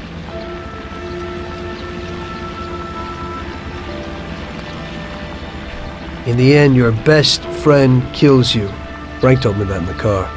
And now, it was me who was meant to kill a friend. Only I didn't do it.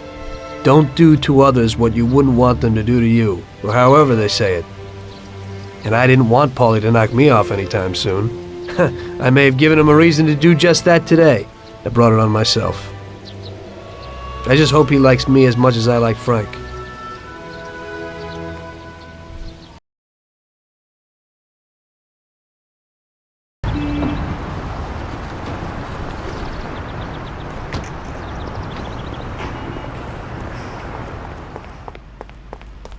Hello there, Tommy. How's it going?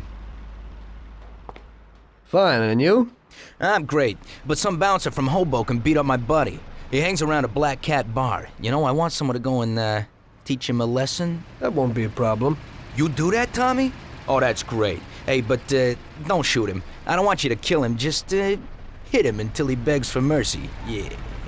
If you do this, and I get you a real exhibition piece. Sure. What's the scum look like? He's a real big gorilla. Some character at the Black Cat Bar. You can't miss him. His name's Big Stan.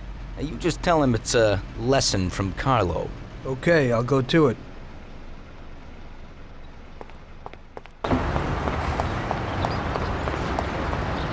Big Stan? Who wants to know? I've got a message from Carlo. You want to get it like him, or what? No, not me. It looks like today you're in luck. Oh! So, he, learned his lesson? If he doesn't get new teeth, he'll have to eat baby food. Carlo will be real happy. So, where's the car? A guy at a millionaire's quarter up in Oak Hill has got it. It's a minor technical revolution. Great motor, drives real good. It's front-wheel drive, you see. Yeah, movie stars drive those cars. That's right. Look at the lock. It's a piece of cake. But when you go for it, be careful. The guy has some bodyguards.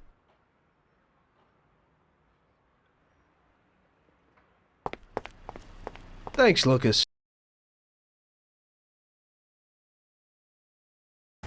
Luckily, everybody bought that Frank was dead and that I had disposed of his body. So Frank's funeral took place without Frank. The Mafia has a habit of organizing grand funerals for important people, where they forget the unfinished business they have with each other, or with the dead. The deceased are only shown in a good light. It's the principle of every gangster, at least at a funeral. So it happened that not only Salieri and our people made long speeches about their best friend Frank, but even Morello and other gangsters. Morello and Salieri cried on each other's shoulders. It didn't seem like they had been at each other's throats only the day before. Frank would have been spinning in his grave had he actually been dead. I guess everything turned out pretty well, only I had to think up something about Frank's family. Salieri, of course, wanted to help out his best friend's poor widow till the end of her days. I couldn't let him know that they were really resting comfortably in Europe at that moment.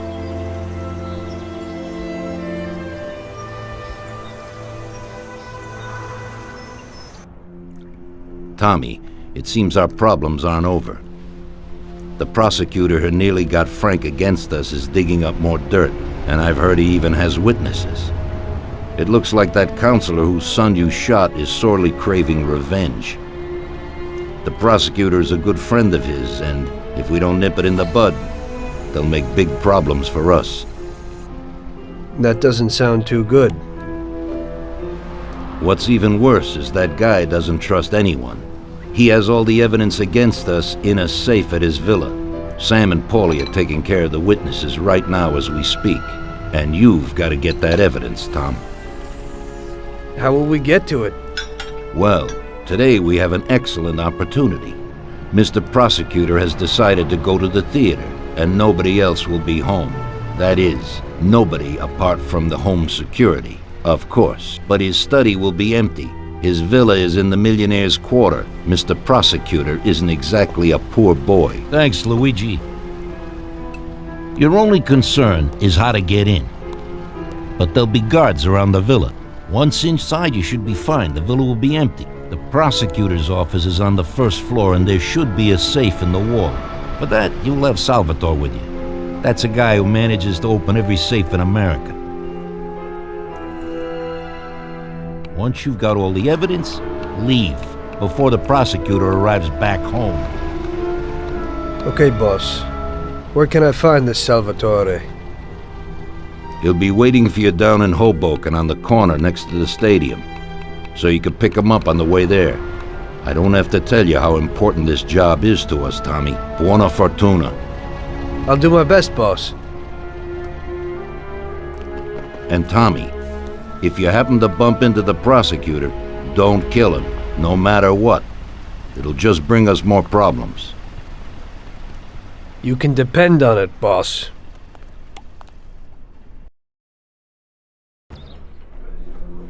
Well done, boys.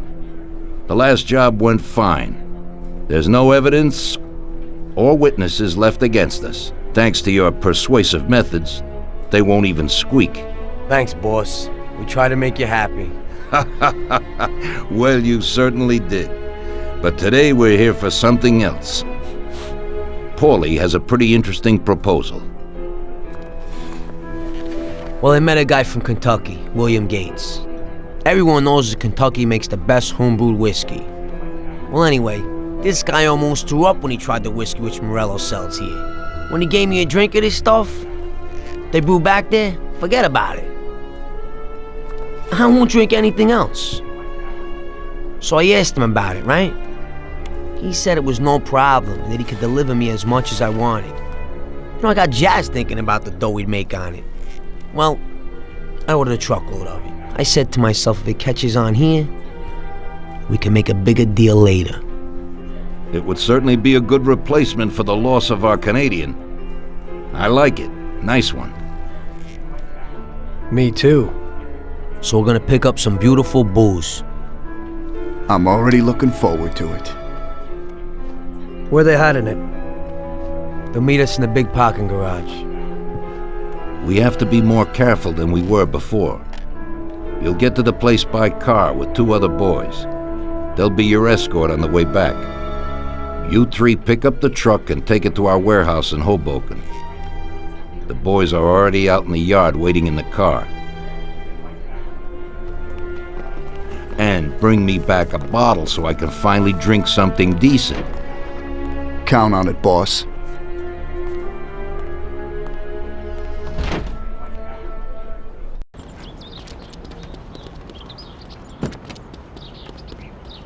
Get in. We're going for some medicine. Here, Tom.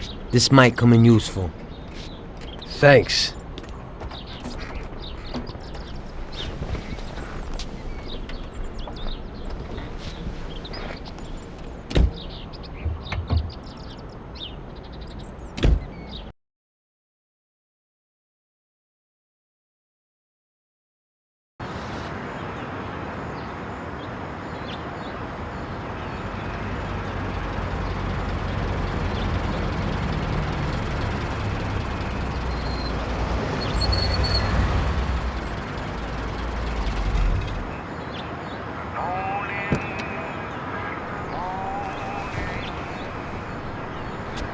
Wait for us here, boys. We'll be back in a little while. When we drive out, follow after us. Then we'll have a shot at the warehouse. Sure, boss.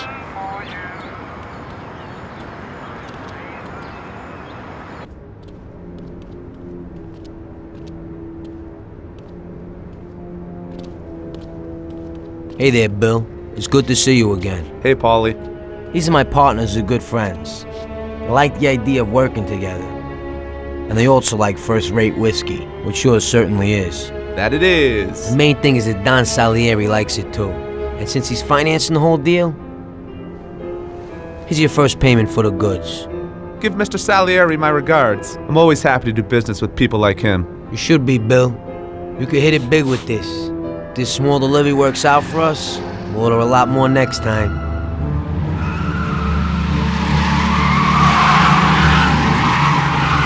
Take cover!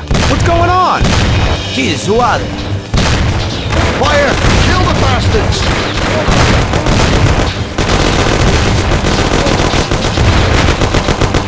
Damn!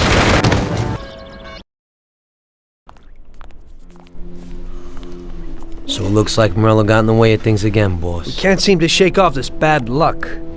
Boys, you won't believe this, but it's completely the other way around. The only one who really had bad luck this time was Morello. What? I found out who our Mr. Gates really was. And? Gates was never really from Kentucky. He was a small-time thief who stole the goods from Morello and wanted to sell them to us. Morello doesn't think that he almost stopped our deal, but that we pinched a truckload of his most expensive whiskey. I bet that bastard's happy now. Unbelievable! Well, that worked out just fine. Let's drink to that. To another success, boys. Salute.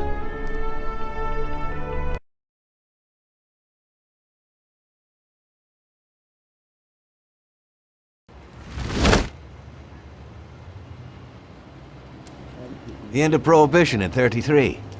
You probably weren't too happy, huh? The end of the good old days. Yeah, not too happy, but it wasn't all bad. Eventually, I did get married to Sarah and had a daughter. It was a good time. But life went on in business. We made a huge amount of dough during Prohibition, which we invested into new deals. A lot of them were legitimate. We had regular firms like construction, transport, restaurants. We ran labor unions. And of course, there was gambling, betting, the lotteries. We actually did really well. We just tried to stay out of drugs, even if it wasn't always easy. Come on, business is business, right? You're way off there. The Cosa Nostra ain't no patties or Chinamen. With drugs comes big money and even bigger problems. When someone has a problem with the cops because of drugs, he does the sensible thing. He admits it. If his family catches him, they rub him out. Drugs are taboo. So what, there's some kind of grand poobah passing judgment? Something like that. The leading families choose a boss of bosses. They sort out the big problems and set the rules of the game. So, criminals who break the law have their own courts that judge them? That's just great. Laws aren't changeless holy words. Every country in the world has their own. It's just somebody with a lot of power applying their own will. It depends on the person whether they'll serve someone else blindly or apply their own will. Why should the Don be restrained? The Mafia prevailed through Prohibition with its own laws. A handful of poor, uneducated immigrants from Sicily were stronger than all the laws, courts, and police here in the States. That took some doing. What? With murder? With the suffering they caused? Come on. You think that the Mafia just murders innocent people? The Mafia punishes those who break laws. And the majority of your laws, too. Unfortunately, we can't put anyone in jail or fine them. Everybody who comes and works for us knows what to expect if he breaks the rules. People lie and steal, and there are lots of criminals here who get unbelievable pleasure when they steal from the mob, as well as the mafiosos who get pleasure from cheating the state. And what about all the payoffs, robberies, and raids, huh? Hey, the cops ain't no saints neither. No Don encourages his men to go around harming people. And what other people do on their own isn't our concern. And as for payoffs, most people come to the Don for help and advice on their own. And they'll pay gladly for it. The Don is an esteemed person, but not every Don is like Salieri. That's the truth. There you go. Your system works, but you know why? Because you're a bunch of selfish murderers. And you only care about your own gain. All your efforts are spent ensuring that you live like pigs in shit. That's why you're so successful. You're only looking out for yourselves. We look out after everybody. A few cops have to ensure law and order for all, and that's a much harder job. That's true. But you can easily leave the Don outside your protection. He'll watch his own back. And what about you? What are you sitting here for?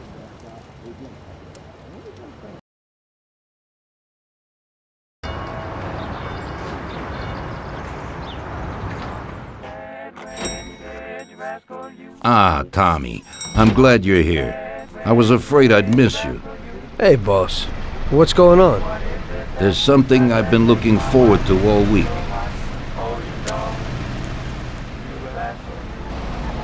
I'm going to Pepe's restaurant for lunch, but my personal bodyguard is called in sick.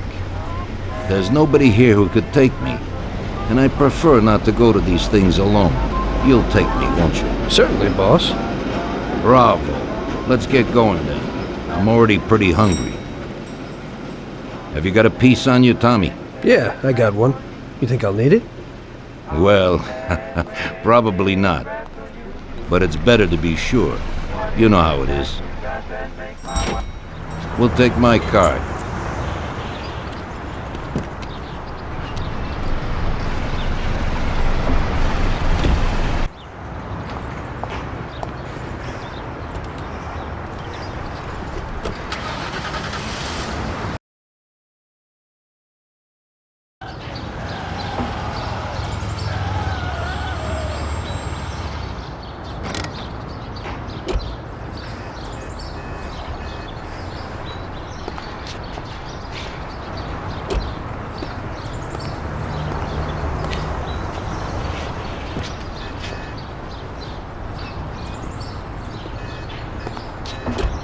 At last, I could eat a horse. Hey, Don Salieri, welcome! Pepe, you don't even know how much I'm looking forward to your specialties. Fantastic meal, Pepe. I haven't eaten that well in a long time. Molto grazie, Don. Praise from a gourmet like you always makes me feel with joy. Oh, please, I'm no gourmet. If you knew what I ate for dinner yesterday, you definitely wouldn't say that. Can I get you anything else, Don? I have an excellent Chianti. Really? Let's get it out here then, Pepe. At once, sir. How'd you like it, Tommy? It was fantastic, boss. I'll have to bring Sarah here sometime.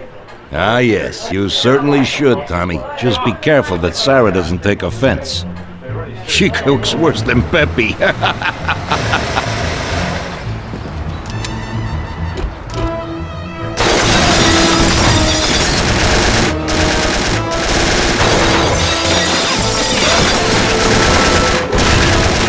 What the hell is going on? This is ruining my lunch. Marilla must have nothing better to do. They could have at least let me taste the wine, Gabons. Let's get this over with. Throw him his present, Joe. Maybe we'll smoke him out.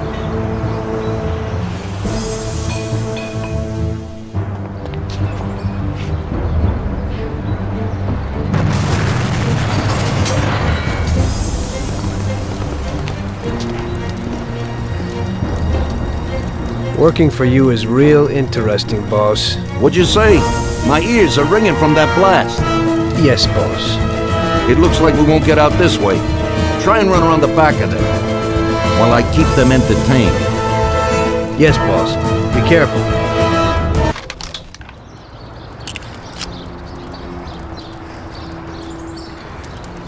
I have to say, you got balls, Tommy. You saved my ass. You weren't so bad yourself, boss. Christ, that was crazy. Thank God Pepe hid. Poor guy. I'll have to send him some dough for repairs. We should. Boss, I'd like to know how they knew where we were. You think they followed us? I don't think so, Tommy. I have a feeling I know who set me up. Who? Carlo, my bodyguard. That goddamn son of a bitch, he's the only one who knew where I was going. And he also excused himself from work today. He knew very well what was gonna happen. That sounds pretty likely. Yeah, I think so. I'll tear him apart like a rag doll. Carlo lives in a rented house in Little Italy, a little way from our bar. There's a pizzeria downstairs. We're going.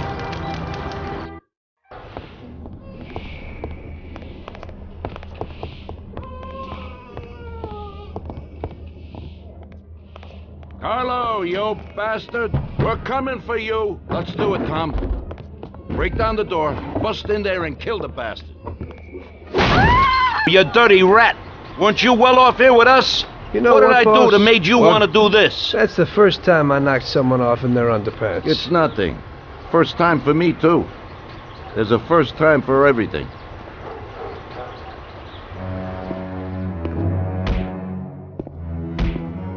Well, who do we have here? How are you, Sergio? Staying out of trouble?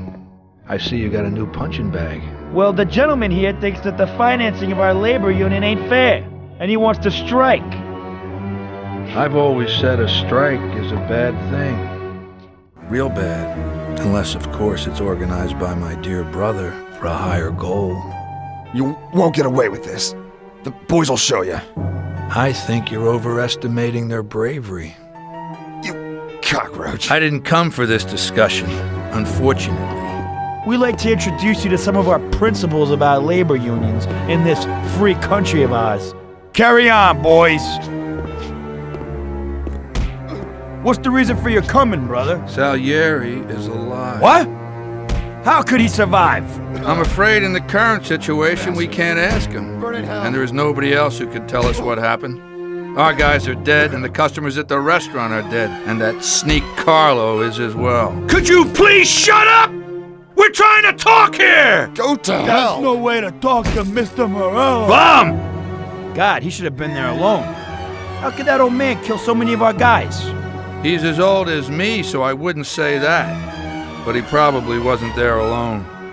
I think he'll be planning how to get rid of us right now. What should we do? I will try to figure out something. Anyway, be careful. Now his best guys will be after us. So, we're really at war? We have been for a long time already. But now, more than ever before, take good care of yourself, brother. Boss, it looks like he's had enough. What do you want us to do with him? I don't know. Finish him off and dump him in the ocean. Tommy, that assassination attempt means that Morello has openly declared war on us. We have to deal with him. If Morello didn't have accomplices with the politicians and other important city organizations, our forces would be nearly equal. If we liquidate those people, our opponent will be a lot weaker. That's exactly what we gotta do. Eliminate his strong contacts. Right. And as we all know, an all-out war must be avoided. Get the generals. Then the soldiers will give up without a fight. So this is what we'll do. We'll finish them off one by one. What do you mean exactly? The first in line is the city councilor who's caused us so much trouble. Morello got him into politics, and that makes him a big supporter. We'll take care of him after the boy, and I mean today. The councilor is celebrating his birthday and has decided to throw a huge shindig. He's having it on a steamboat with fireworks and the whole nine, and he'll be making a speech to the paparazzi. There'll be a lot of people there who won't do dick against us when they see what happens to him. It sounds pretty risky. But well worth the risk. Vincenzo knows the plan. Okay. As I said, it's on a steamboat. It won't be easy to get in without an invite, but I know you can do it, Tom. Above all, try not to raise suspicions before we reach our goal. Of course, you won't get a weapon past the security, but I've dealt with that already. As soon as you get on deck, go to one of the men's rooms. There'll be a small revolver hidden there. Afterwards, just wait outside a while. The counselor will probably be hiding in his cabin, but he'll be out for the start of the celebration in his speech. That's your big shot. During the speech, you're gonna pop him, Tom. It's got to be in public, and this speech is the best opportunity. There'll be a big crowd there, so you can blend in with it once this thing is all done. And then what? I'd like to get back to shore in one piece. Afterwards, it'll be nuts. There'll be some security guards on the boat, and you should be able to get past them in the chaos. If not, get to the bow, and Paulie will pull up in a boat and bring you back safely. So what, Tommy? It won't be a picnic, but you should pull it off. Okay. I'll do it. The boat is anchored on the waterfront on Central Island. You better get going or you'll miss it. Keep an eye on the time. Buona fortuna, Tom. Well, here we go again, Ralphie. Today I need something for one use, because we don't know how it's going to work out. Hey, Tommy. That's no big problem. I have here this little number. They're pretty popular these days. Also, they're pretty solid. Look how easy they are to nab. Yeah, great, Ralphie. That should do the trick. Hey, mister, you got an invite? If not, kindly take a walk.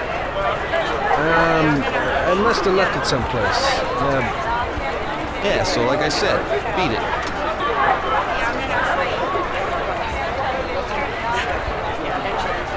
Okay, pal. Enjoy yourself.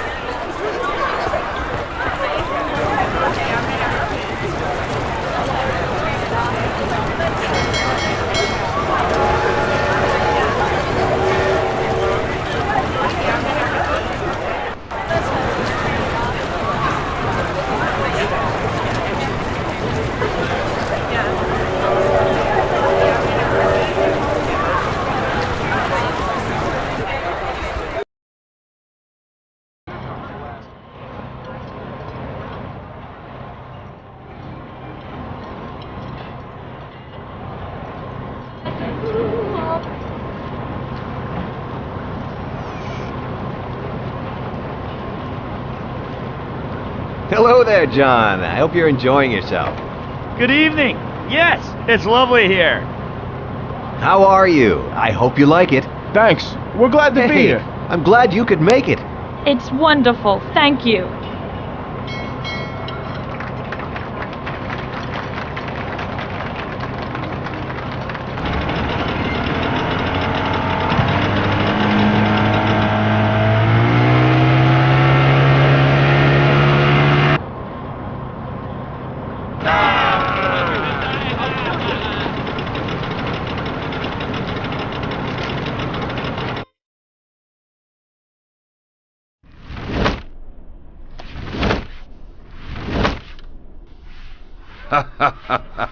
Tommy pulled it off. Now all the politicians in the city are scared. Nobody wants to end up like the counselor. Nice job, Tom. But it's not enough. Now we're after Morello's right-hand man, his brother, Sergio Morello Jr. He controls the unions in the city. His biggest assets are the dockers' unions, thanks to whom he practically controls every import into the city. We kill him, and a big part of Morello income is gone.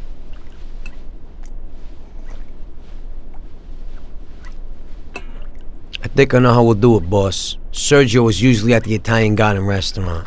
There's a telephone in the restaurant, and across the street a phone booth. You go to the booth and call inside the restaurant, saying you want to speak to Sergio. I'll be standing in front of the restaurant with a Thompson, and as soon as Sergio gets to the phone, I'll waste him. Then we just gotta get to the car and make a quick getaway. What do you say? Yeah, I suppose I can handle the calling part. Get to it, boys. Vincenzo will give you your weapons. Hey, I have a new Terra plan here. It's decent and a real big, sturdy car. It has a new type of lock, but if a person is clever, it ain't no problem to open it. Just like this. Nice and easy.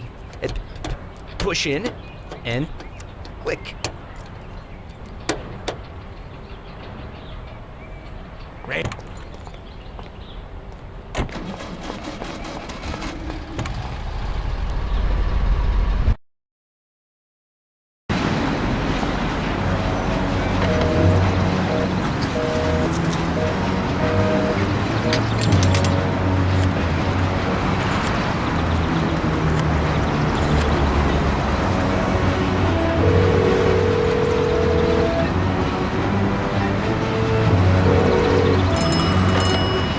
Yeah? Mr. Morello, please. Hang on.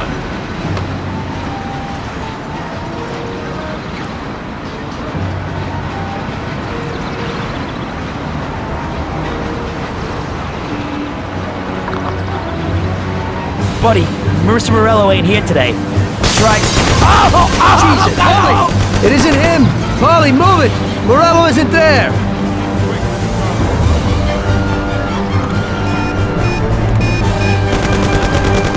The guy you hit wasn't Sergio.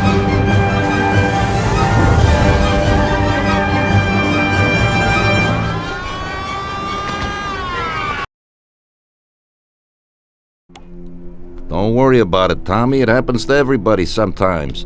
Vincenzo and me have thought up a new plan. Biff told us that Sergio has a mistress who he spends a lot of time with. He must be there today. Vincenzo has put together a little surprise for him. All we gotta do is put it on his car while he's inside enjoying himself. That's right. All you gotta do is put this bomb right under his car. Then you can just enjoy the show. Sergio usually leaves at 4, so hurry. This time it has got to work. His mistress lives in a house in Oakwood. We'll know he's there if his expensive little sports car's parked out in front. Stick the bomb under it. That sounds a lot better. I'll get going.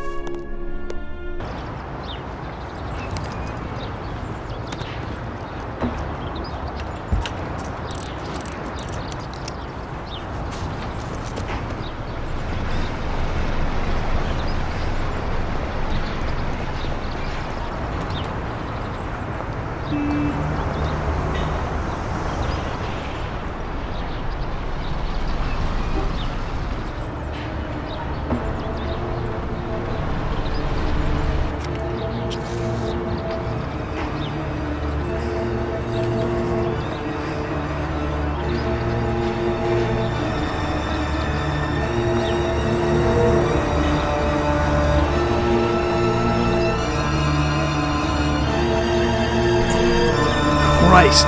No, no, no! Hey, stop! Shit! Damn. That's one hot dame.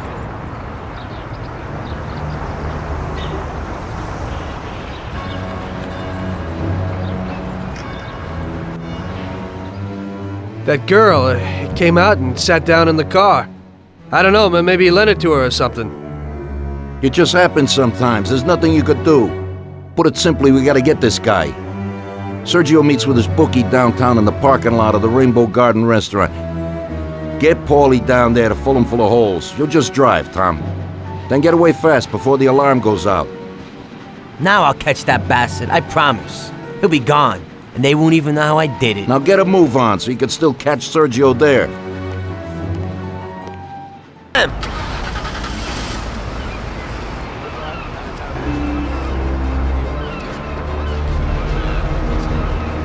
What the? You have a message from Mr. Salieri. What the hell's going on? Oh, no. Well, that certainly changes the situation, gentlemen. Kill that clown!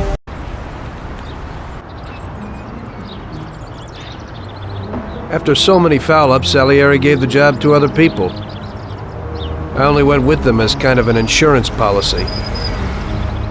Just sit here and watch, so you don't screw up again.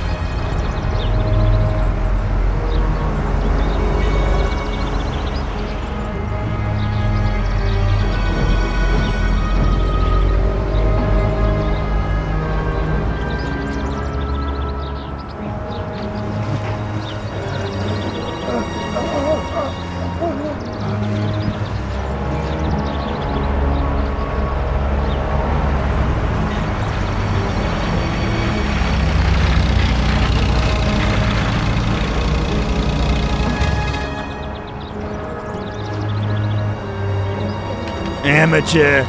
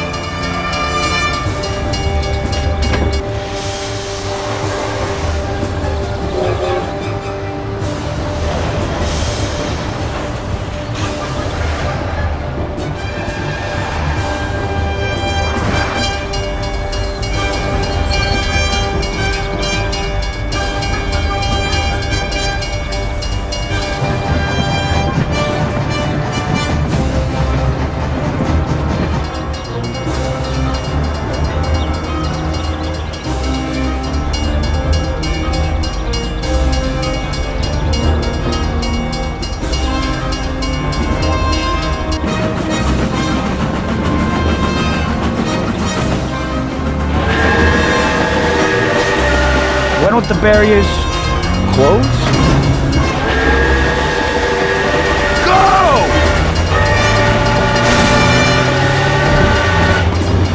Real damn professional.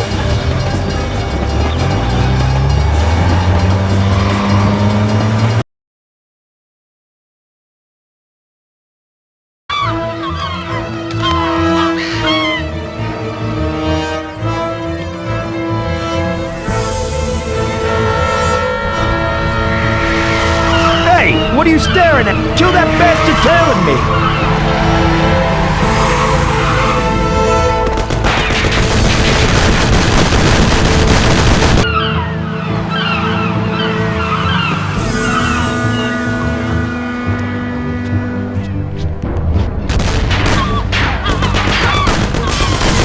Okay, come on out, you bastard.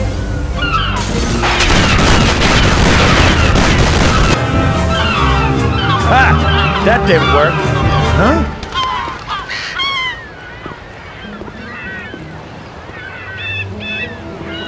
I don't know what you're trying, you bastard. My brother will kill you along with your whole family. Give it up. You're dead. You won't get in here, you idiot.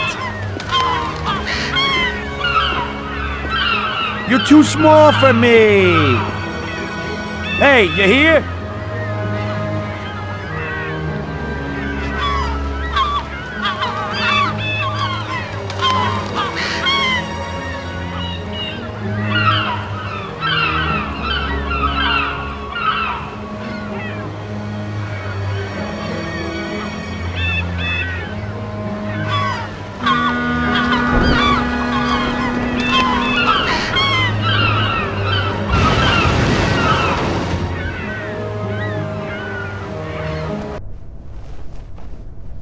You lucky bastard.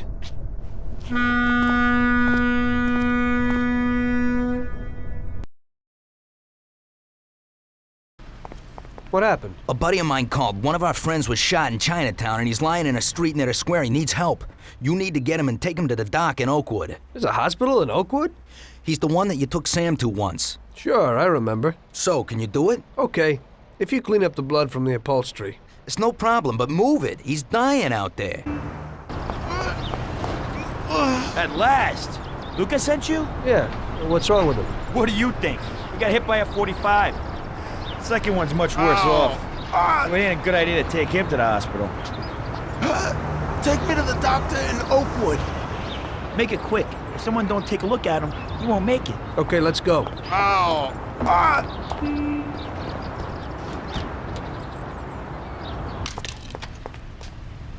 Is he okay?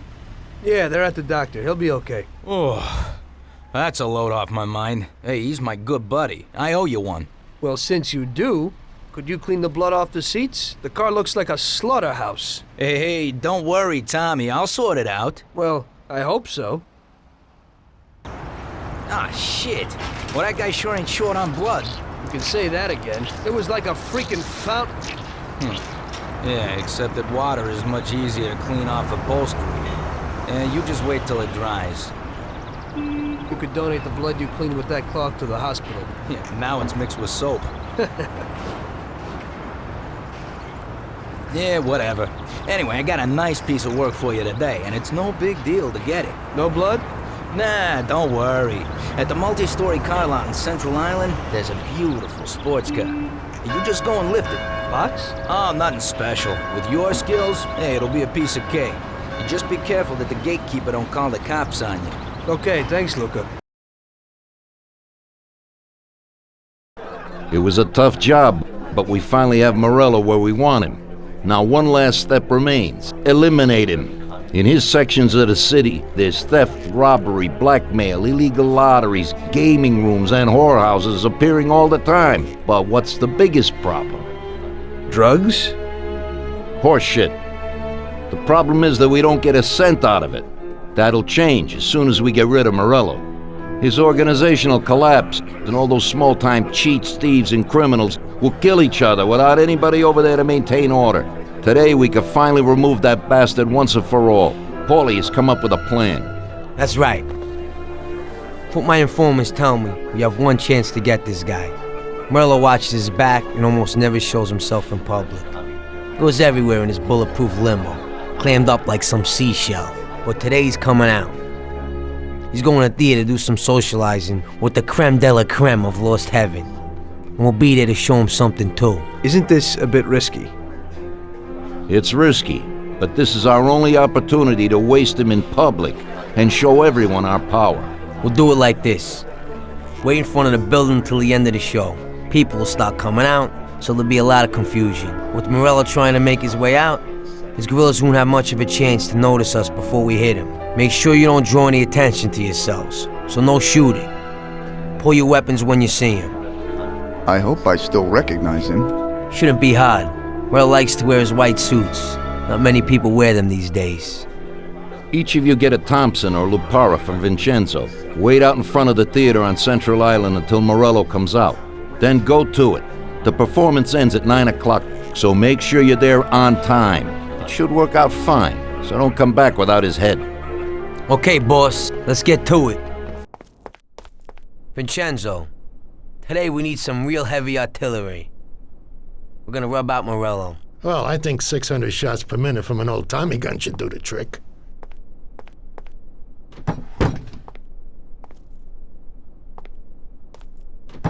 At the same time, we could stick to the ancient ways and use a more traditional Sicilian weapon for a job of this.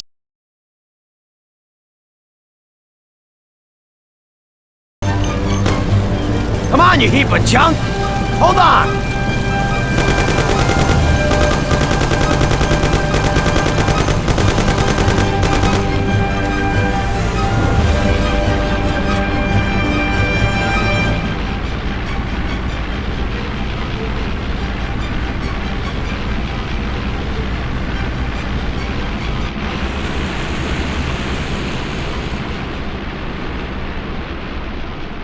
Sam, shoot!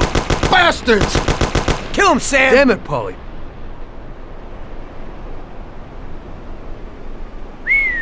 Wow. Yes! Yes! How did you fix the car? Better ask Sam. Why ain't you a mechanic, Sam? That works 2:30 for me. Hey, Tommy. Hey, you got anything for me today? Well, today was a little rough. How come? You know, the guys left the car here that was involved in a chase with the cops, and, I kinda need to get it out of here fast. Why didn't they dump it themselves? Oh, well, we had a deal worked out with them, but, it was meant to be a sure thing, and it didn't work out. They were a little pissed, so they left it here. What's in it for me? A lovely German sports car. That's worth the risk. I'll do it. What can I do? That's pretty simple. Take the car to the cliffs outside of town and dump it in the sea. Cool. Okay, where's the car? That guy came in for it a while ago and drove off. But he said he was going for dinner at Roy's Grill. It's downtown. It's just a little way from Pepe's restaurant. Hey, if you hurry, you'll still find a car there. What's going on? Today's Customer Appreciation Day?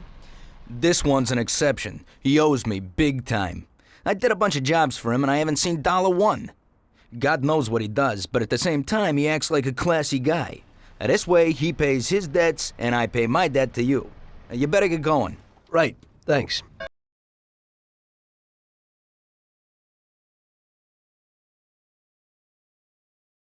So, you killed Morello. That must have felt good, huh? We celebrated. Salieri was thrilled, of course.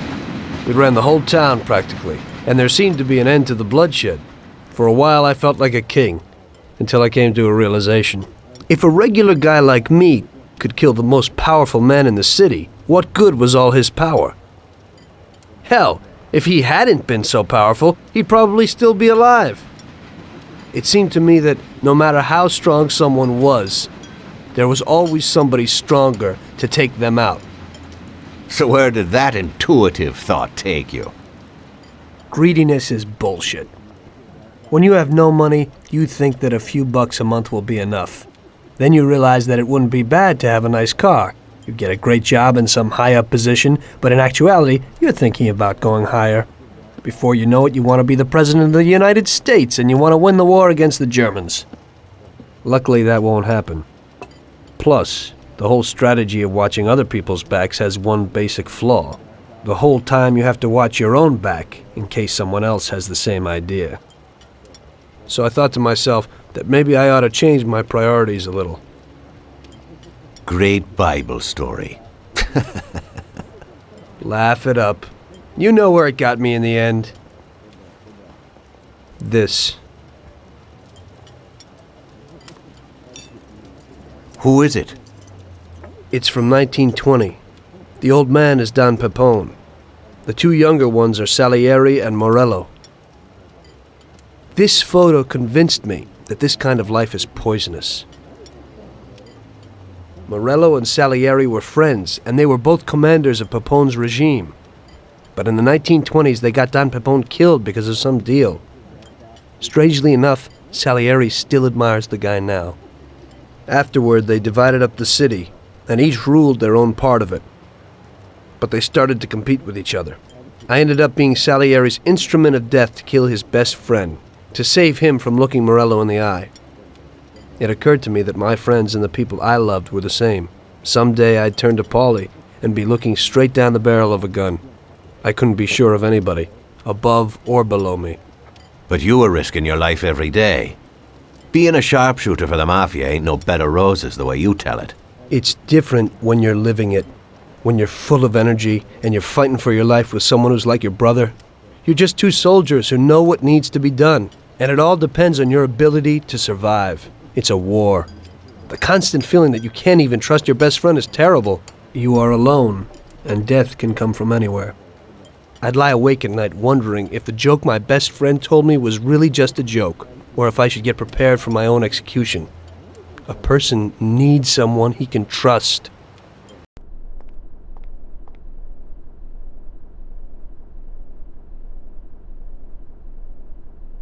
That guy sickens me. He controls half of the brothels in the city, doesn't pay us a dime, and then has the nerve to say he's ending crime in the city. Of course, I wouldn't give a damn about what he says, but him and his whores are trying to expand even into our territory. I have a feeling it's time to finish his political career. With the election such a long way off, we'll have to remove him physically. I don't know, boss. Haven't we seen enough violence for a while? I just have a strange feeling about this. Tommy, we're on the verge of running this town. He's the only thing that's standing in our way. You want him knocked off in public like Morello? In public, yeah. But not like Morello. Remember that knocking off a politician is messier than offing a gangster. We don't want anyone to implicate us. The speculation and fear will be enough for our purposes. So, how are we gonna do it? Mr. Seward has a rally today in a park on a little isle off Central Island. There's only one escape route over a small bridge, and normally it would be a problem. But Vincenzo has an idea. He took a regular army rifle and put a telescopic sight on it. So, you should be able to hit him from a much greater distance. You won't even have to be on the island. Where then? You can get a beautiful view of him from Central Island, from the tower of the old abandoned prison on the north tip of the island. You'll have the whole park right in front of you. And with that rifle, it won't be difficult to take out your target without attracting too much attention. That doesn't sound like a bad plan. Good. Talk to Vincenzo and get the rifle. Okay, boss. And remember, Tommy, you have to do it from a distance, and nobody must see you. You probably only get one shot at this. If you don't hit him immediately, they'll cover him and the job will be ruined. I got it, boss.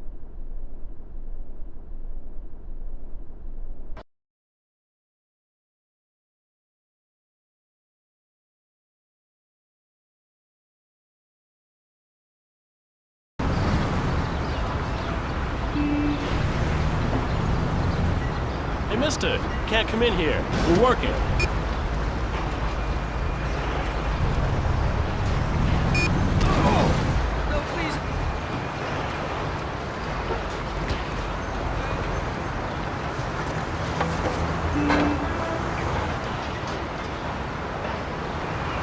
I have a wife and kids, don't do it.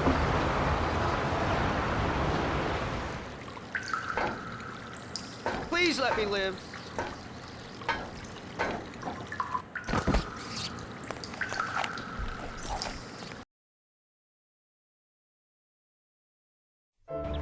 Today's job is just for relaxation, boys. There's an import firm that brings in lots of luxury goods from around the world.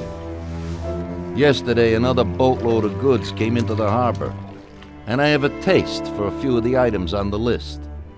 What do they got that we don't have, sir? Well, I haven't smoked a decent cigar in a long time, and they have almost a ton of them. Cigars? Yeah, cigars. Something strange about that? Customers in our nightclubs are interested in good quality cigars, but they're expensive and difficult to get. If we managed to get a truck full of the best cigars, we could make as much money as we would off a bank job. What? Oh my God, just bring me a truckload. Paulie, explain it to them. Okay, it's like this. Paulie, what the hell is going on? How the hell would I know, Tommy? You have to just snare a truck full of expensive cigars. The Don wants them and it makes us money. So it's up to us to get them. It just seems a bit small time for him. Forget about it, Tom. The cigars we gotta steal are packed in crates at the harbor. We need to get them to a truck and leave the harbor. But first, we have to get in. How do we do that? There's a tougher guard at the harbor now than when Morello was around. Exactly. Brute force won't work. So we're gonna play this one cool. We'll just nab one of the trucks while they're moving goods around the city. The trucks have signs on them that say Atlantic Import. We'll wait for one to come out of the harbor, follow it to a nice quiet place with no cops, then block its path. A few shots into the air or to get the driver out. Once we take his papers, one of us can get into the harbor. So we're gonna kill the poor bastard? Nah, it's too much hassle.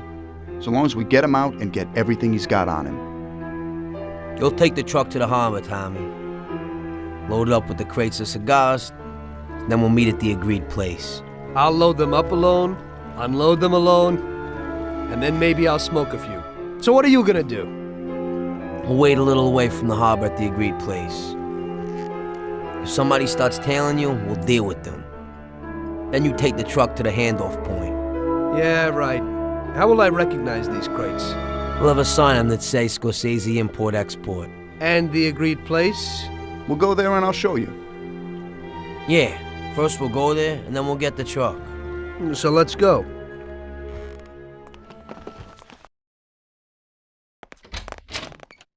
Not now, Tommy.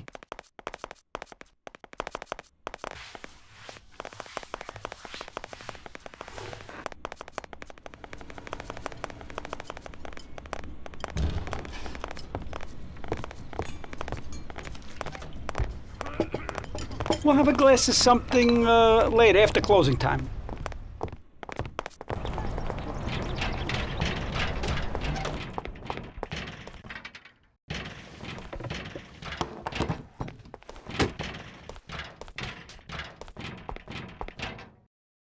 Hey, boy, so what'll it be? Get Tom here a bat and a gun, and get us 2 Thompsons. Okay.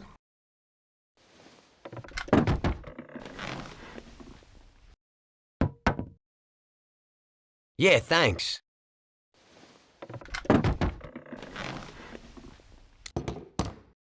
Thanks, Vincenzo.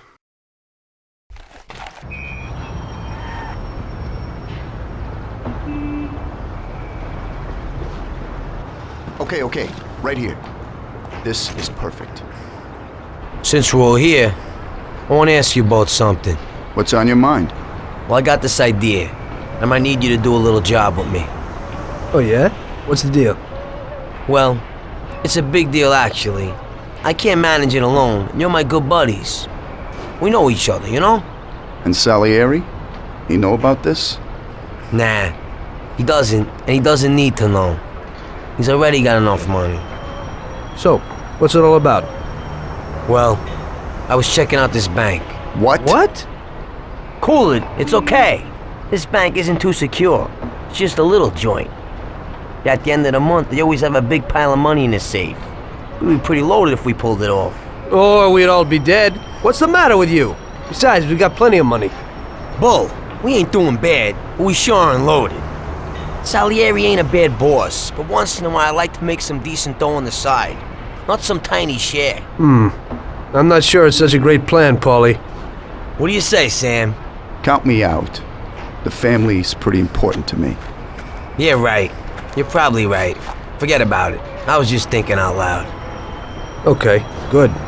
Okay, I think it's time. I'll go get ready. I'll be back in a while. Tom, let's get to the harbor.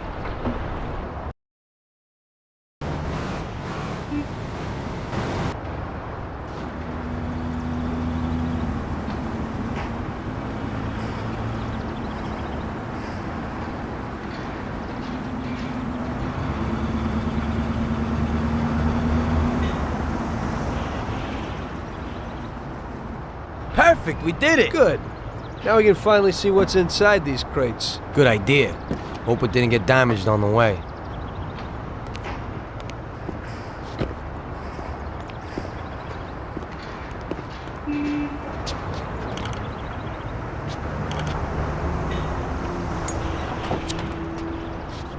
A few of them fell off. The cigars are smashed up. Well, it ain't so bad. This one's just bent, so I'll straighten it out. Damn! I messed that up. What the hell are you doing? What? I dropped a few things, nothing big. Hey, Box, what do you got inside? Christ! Tom, you ain't gonna believe this! What is it? What's inside those boxes? Damn, are you thinking what I'm thinking? Well, they don't look like cigars. And it's definitely not rock candy. Those are diamonds, and a hell of a lot of them. What if they're just phonies? You know, they exchange cigars for mirrors, props, beads, stuff like that. I think only Columbus got away with that. These look like diamonds, Tom. There's a hell of a lot of them. I knew Salieri wouldn't risk so much for some damn cigars. Well, it looks like you were right. What do you want to do? Should we take them? What? You think we'd get away with it? Well, we could say that some crates got lost in the chase. Or... You can forget that. That's bullshit. Put them back where you found them. I don't want to end up with a hole in my head. If we just took one or two each, and there's so many. Paulie. Okay, I'll put them back. What if Salieri doesn't even know about them? I think we can easily find out if he knows. How? Sam's bringing him here right now. Come, we'll see firsthand if he knows.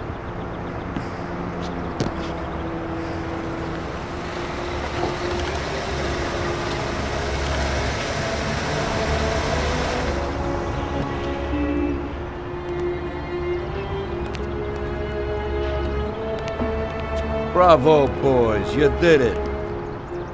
You got a well-deserved bonus coming your way. One crate got broke, but it's nothing. Looks like these ones at the back are okay. Bravo, bravo. Boss, should we unload the crates and put the cigars into the warehouse? No, not yet. Anyway, why should you do it? I can get someone else. You want to work at my warehouse, too? Now, go take it real easy, boys.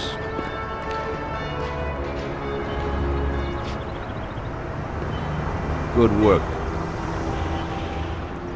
Paulie? Huh?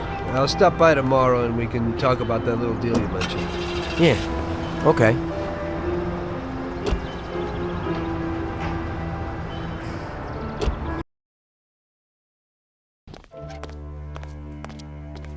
The next day, I went to Paulie's like we arranged.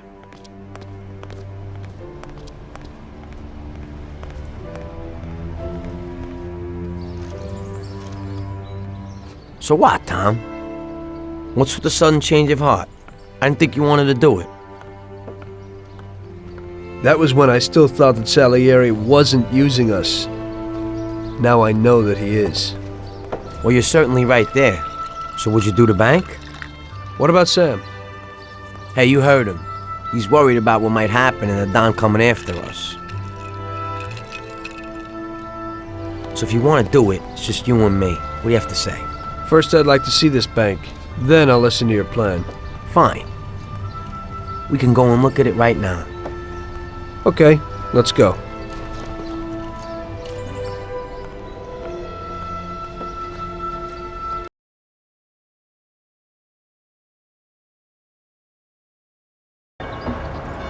Follow me.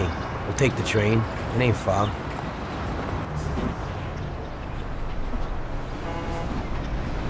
Beautiful.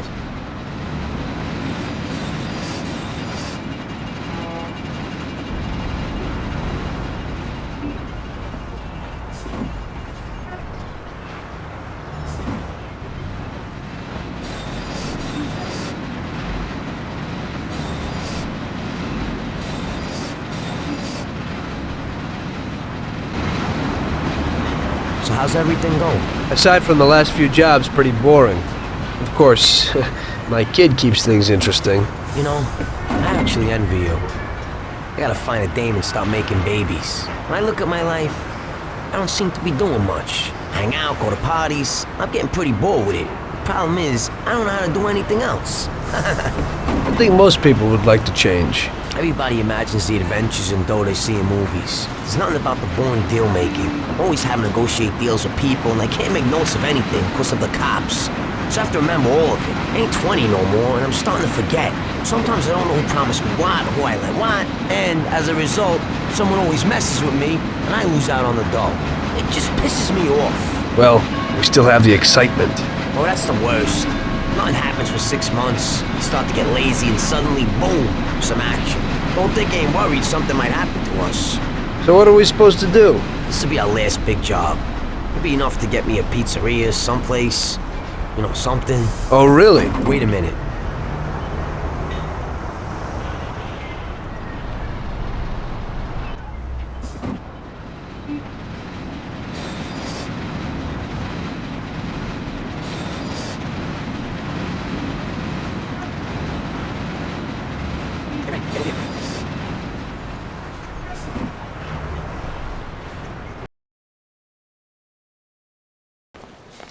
Okay. We'll start here in the hall. We'll run in here and shout that it's a raid. Those two guards will probably just give up. If they want to play heroes, we'll liquidate them. As soon as they're out of the way, we gotta get the keys to the safe. We'll have to find out where they are from the clerks. I think they'll talk up a guns at their heads. You go through that door behind the counter after you get the key. The door leads to a corridor. On the right is a staircase down to the safe and upstairs to the office. If you have the keys, go straight to the safe. Otherwise, you'd have to get them somewhere upstairs. Downstairs, the bank is connected to the home security system. But even with radio, cars can't get here for 5 minutes. That means we'll have 5 minutes from the time we get in to do everything and then disappear. We're gonna need some wheels. It's stupid to get a car from Ralphie, because he'll tell Salieri. You'll have to get a good fast set of wheels, Tommy. For you, that shouldn't be a problem. No, it shouldn't. I think Lucas would know something. Okay, try to get something fast. We'll need it. I'm guessing they won't just let us leave. Even if we get out of the bank in time, we could still meet the cops in the city. And how do you want to deal with them? We'll head to an abandoned joint right in Hoboken. It has Palmero Club written on the wall. Great. There's still a little problem with guns. I have my own stuff, but you don't. We'll need to get some kind of heater. I think I know a place where you can pick one up. Where's that? It's pretty far. It's probably best to go by train.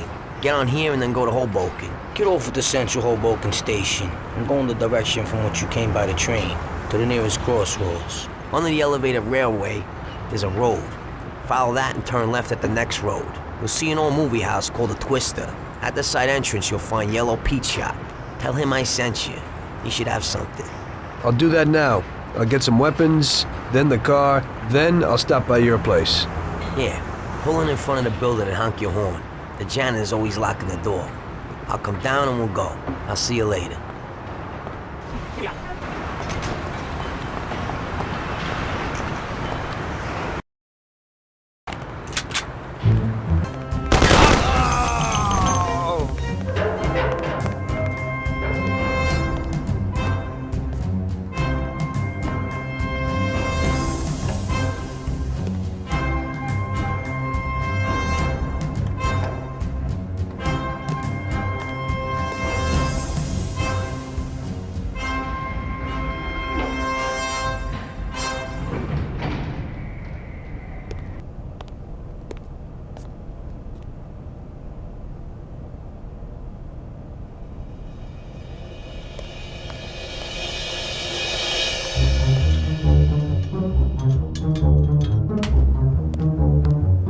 Wow.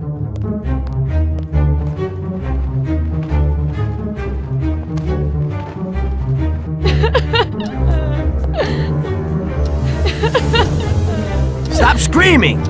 Stop right now! Nobody move!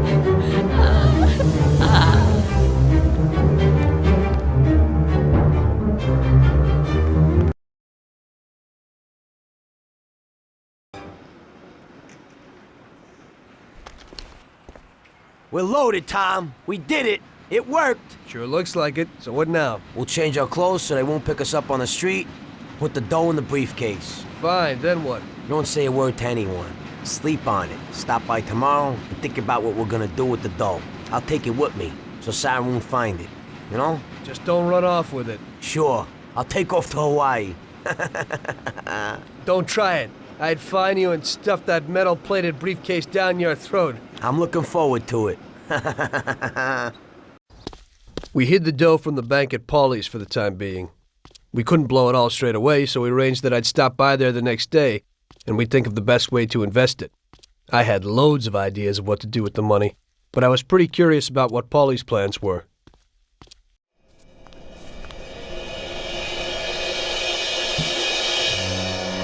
Jesus. What the hell happened? Paulie! Paulie! Christ!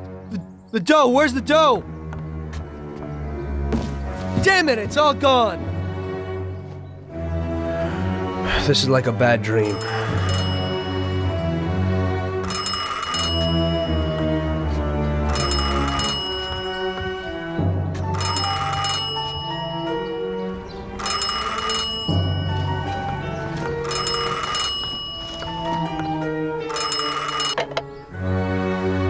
Paulie? Sam? It's Tom. Paulie's dead. Christ, I knew it. Tom, you're in deep shit. I wanted to warn Paulie. Salieri found out about the bank and decided he wasn't going to tolerate it. I didn't make it in time. Tom, you gotta disappear fast. Sam, I didn't know it would be such a big deal. Well, what should I do? I can't just leave Sarah and the kid. Okay, Tom, I'll help you. We gotta meet somewhere, but almost everywhere is dangerous for you now. Our best bet would be the city gallery. Okay, I'll be there in a little while. Thank you. You know Paulie is lying here in a million pieces. I don't know who else I could turn to. It's okay. I still owe you one. Thanks, Sam.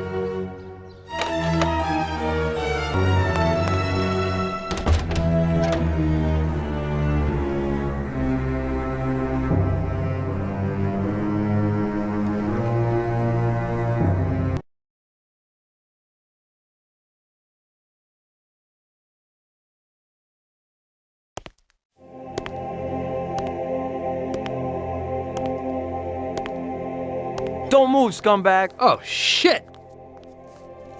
Surprise! You weren't looking for that at Paulie's by chance. Sam, what's going on? I thought we were meeting alone. The situation's changed, Tom. I had to decide whose side I was on, and sorry, but it would be suicidal to stand on your side. I can live with murder, though. So you killed Paulie? Well, I was more the means to his death. The same as I am in your case. I would never have expected this from you, Sam. Well, I'm in a good mood. Things are looking up for me, and I found a bag of money. So killing off your partners is a big laugh? Maybe I should try it. It ain't bad, but you probably won't have time. It's never too late to start. I guess honor's out of the picture. Honor's meaningless. This is business, and you've broken its unwritten rules many times over, Tom.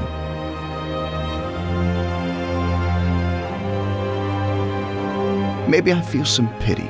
That's out of place in business. I didn't notice that I was the cause of the family's problems. Really? You did what you wanted, Tom. You didn't kill Frank. You let that whore get away, and then the bank? You can't do what you know is right because you don't know nothing. You don't grasp the effects of your actions. The Don is the thinker.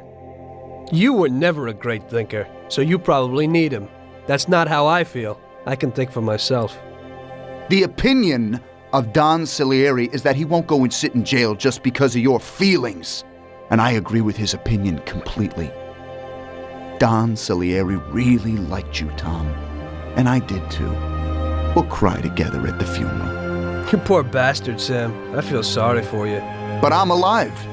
It's a pity you can't use that money. Oh, but don't worry. We'll give Sarah a little something. You know, single mothers don't have it easy these days. The Don will take care of her. He isn't as much of a monster as you think. Goodbye, Tom. It was nice knowing you. Take good care of him, boys. And please, don't make him suffer. He's my buddy.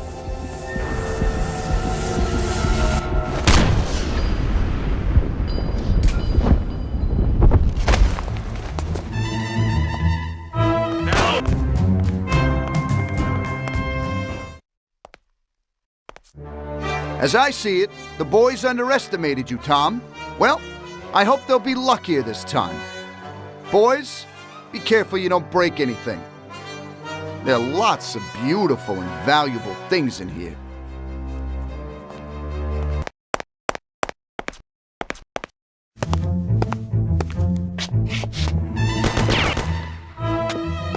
It looks like you underestimated your new partners. Maybe you ought to change sides. It's still not over, Tom.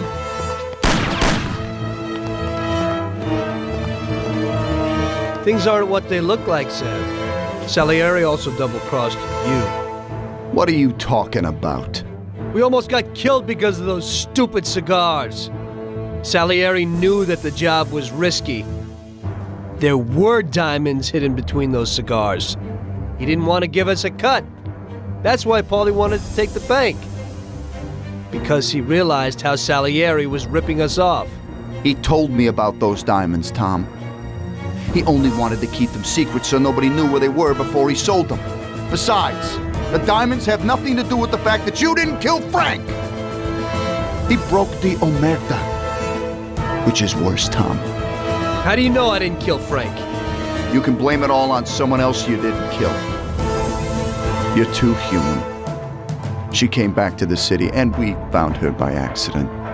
Damn it. Tom, you know you can't trust a dame. I can understand it isn't easy to kill your wife's best friend.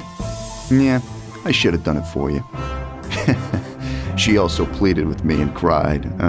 Well, we realized that we couldn't rely on you, so we checked up a little and found out about Frank. Sam, do you really think everything has to end like this?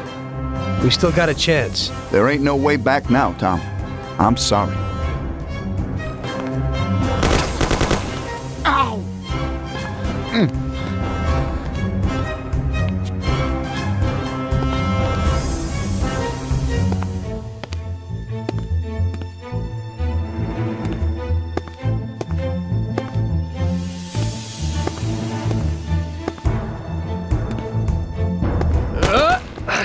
Damn it!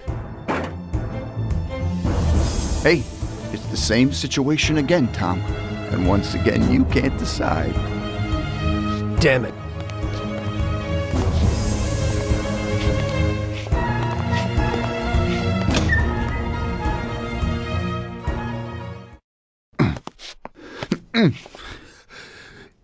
Oh.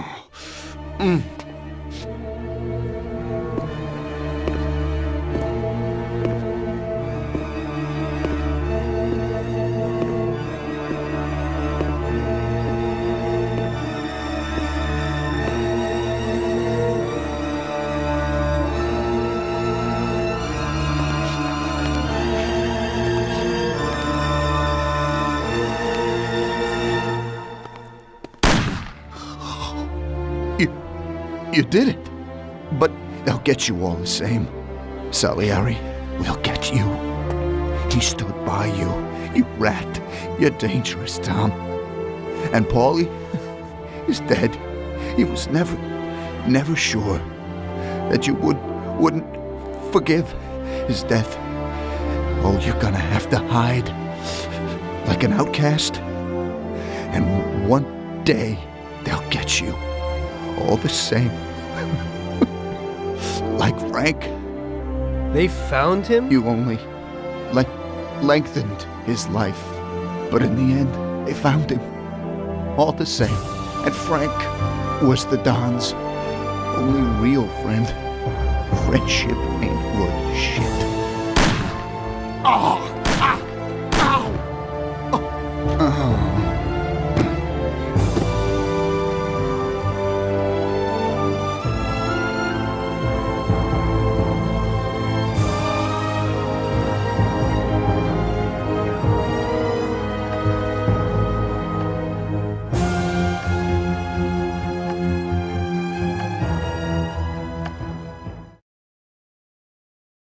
So it was you again, huh? You destroyed the picture collection, worth a few $1 million? I wasn't planning on it, but somehow it worked out that way. Otherwise, that's everything? I got out of there fast. It was no picnic. I really was in danger, but I pulled it off. I took the wife and daughter and immediately left the country. Sam was right. If they decided to find Frank in Europe and take revenge almost 5 years after he disappeared, they wouldn't let me just leave after betraying them. And you're willing to say all that you've now said to me in front of a court? And give evidence against all those men? Don't you think the situation will be a lot worse for you? What you're planning to do now isn't betrayal. It's more like treason. If these people go to jail, or better yet, death row, they won't be able to take revenge on me. At least not as easily as if they were free. I am willing to give evidence against them if you ensure our protection, and after the trial, a new identity for me, my wife, and my daughter. If we manage to pull it off, it'll be the biggest legal battle this country's ever seen. It's an interesting offer. I don't know if it's moral to help somebody like you, but I think the results will be worth it. I think we'll help you.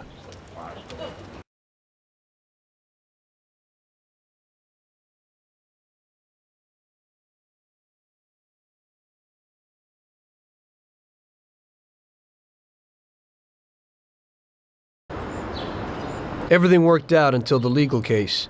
I sat in my cell and wrote down the evidence I had against all the people I had worked with. People I had been friends with for 10 years. The case was huge and caused a shock throughout the country. Salieri got life. Even some of his thugs got the chair. The shortest sentence was 8 years. I spent the whole time in a closed cell at a secret location with no visitors. I didn't see Sarah or my little girl the entire time. In the end, it was worth it. Norman got us new identities and moved us to the other end of the U.S. I got work as a driver for a respectable company. We started a whole new life. This peace was only interrupted by the war, but we got through it.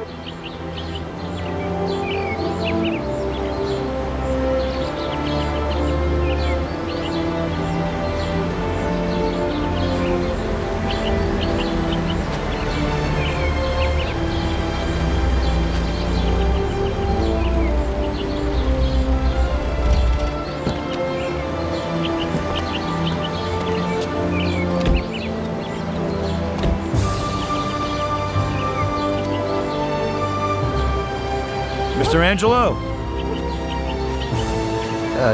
Yes? Mr. Salieri sends his regards. You know, the world isn't run by the laws written on paper. It's run by people. Some according to laws, others not. It depends on each individual how his world will be, how he makes it. And you also need a whole lot of luck, so that somebody else doesn't make your life hell. And it ain't as simple as they tell you in grade school. But it is good to have strong values and to maintain them. In marriage, in crime, in war. Always and everywhere. I messed up. So did Paulie and Sam. We wanted a better life, but in the end, we were a lot worse off than most other people. You know, I think it's important to keep a balance in things. Yeah, balance, that's the right word.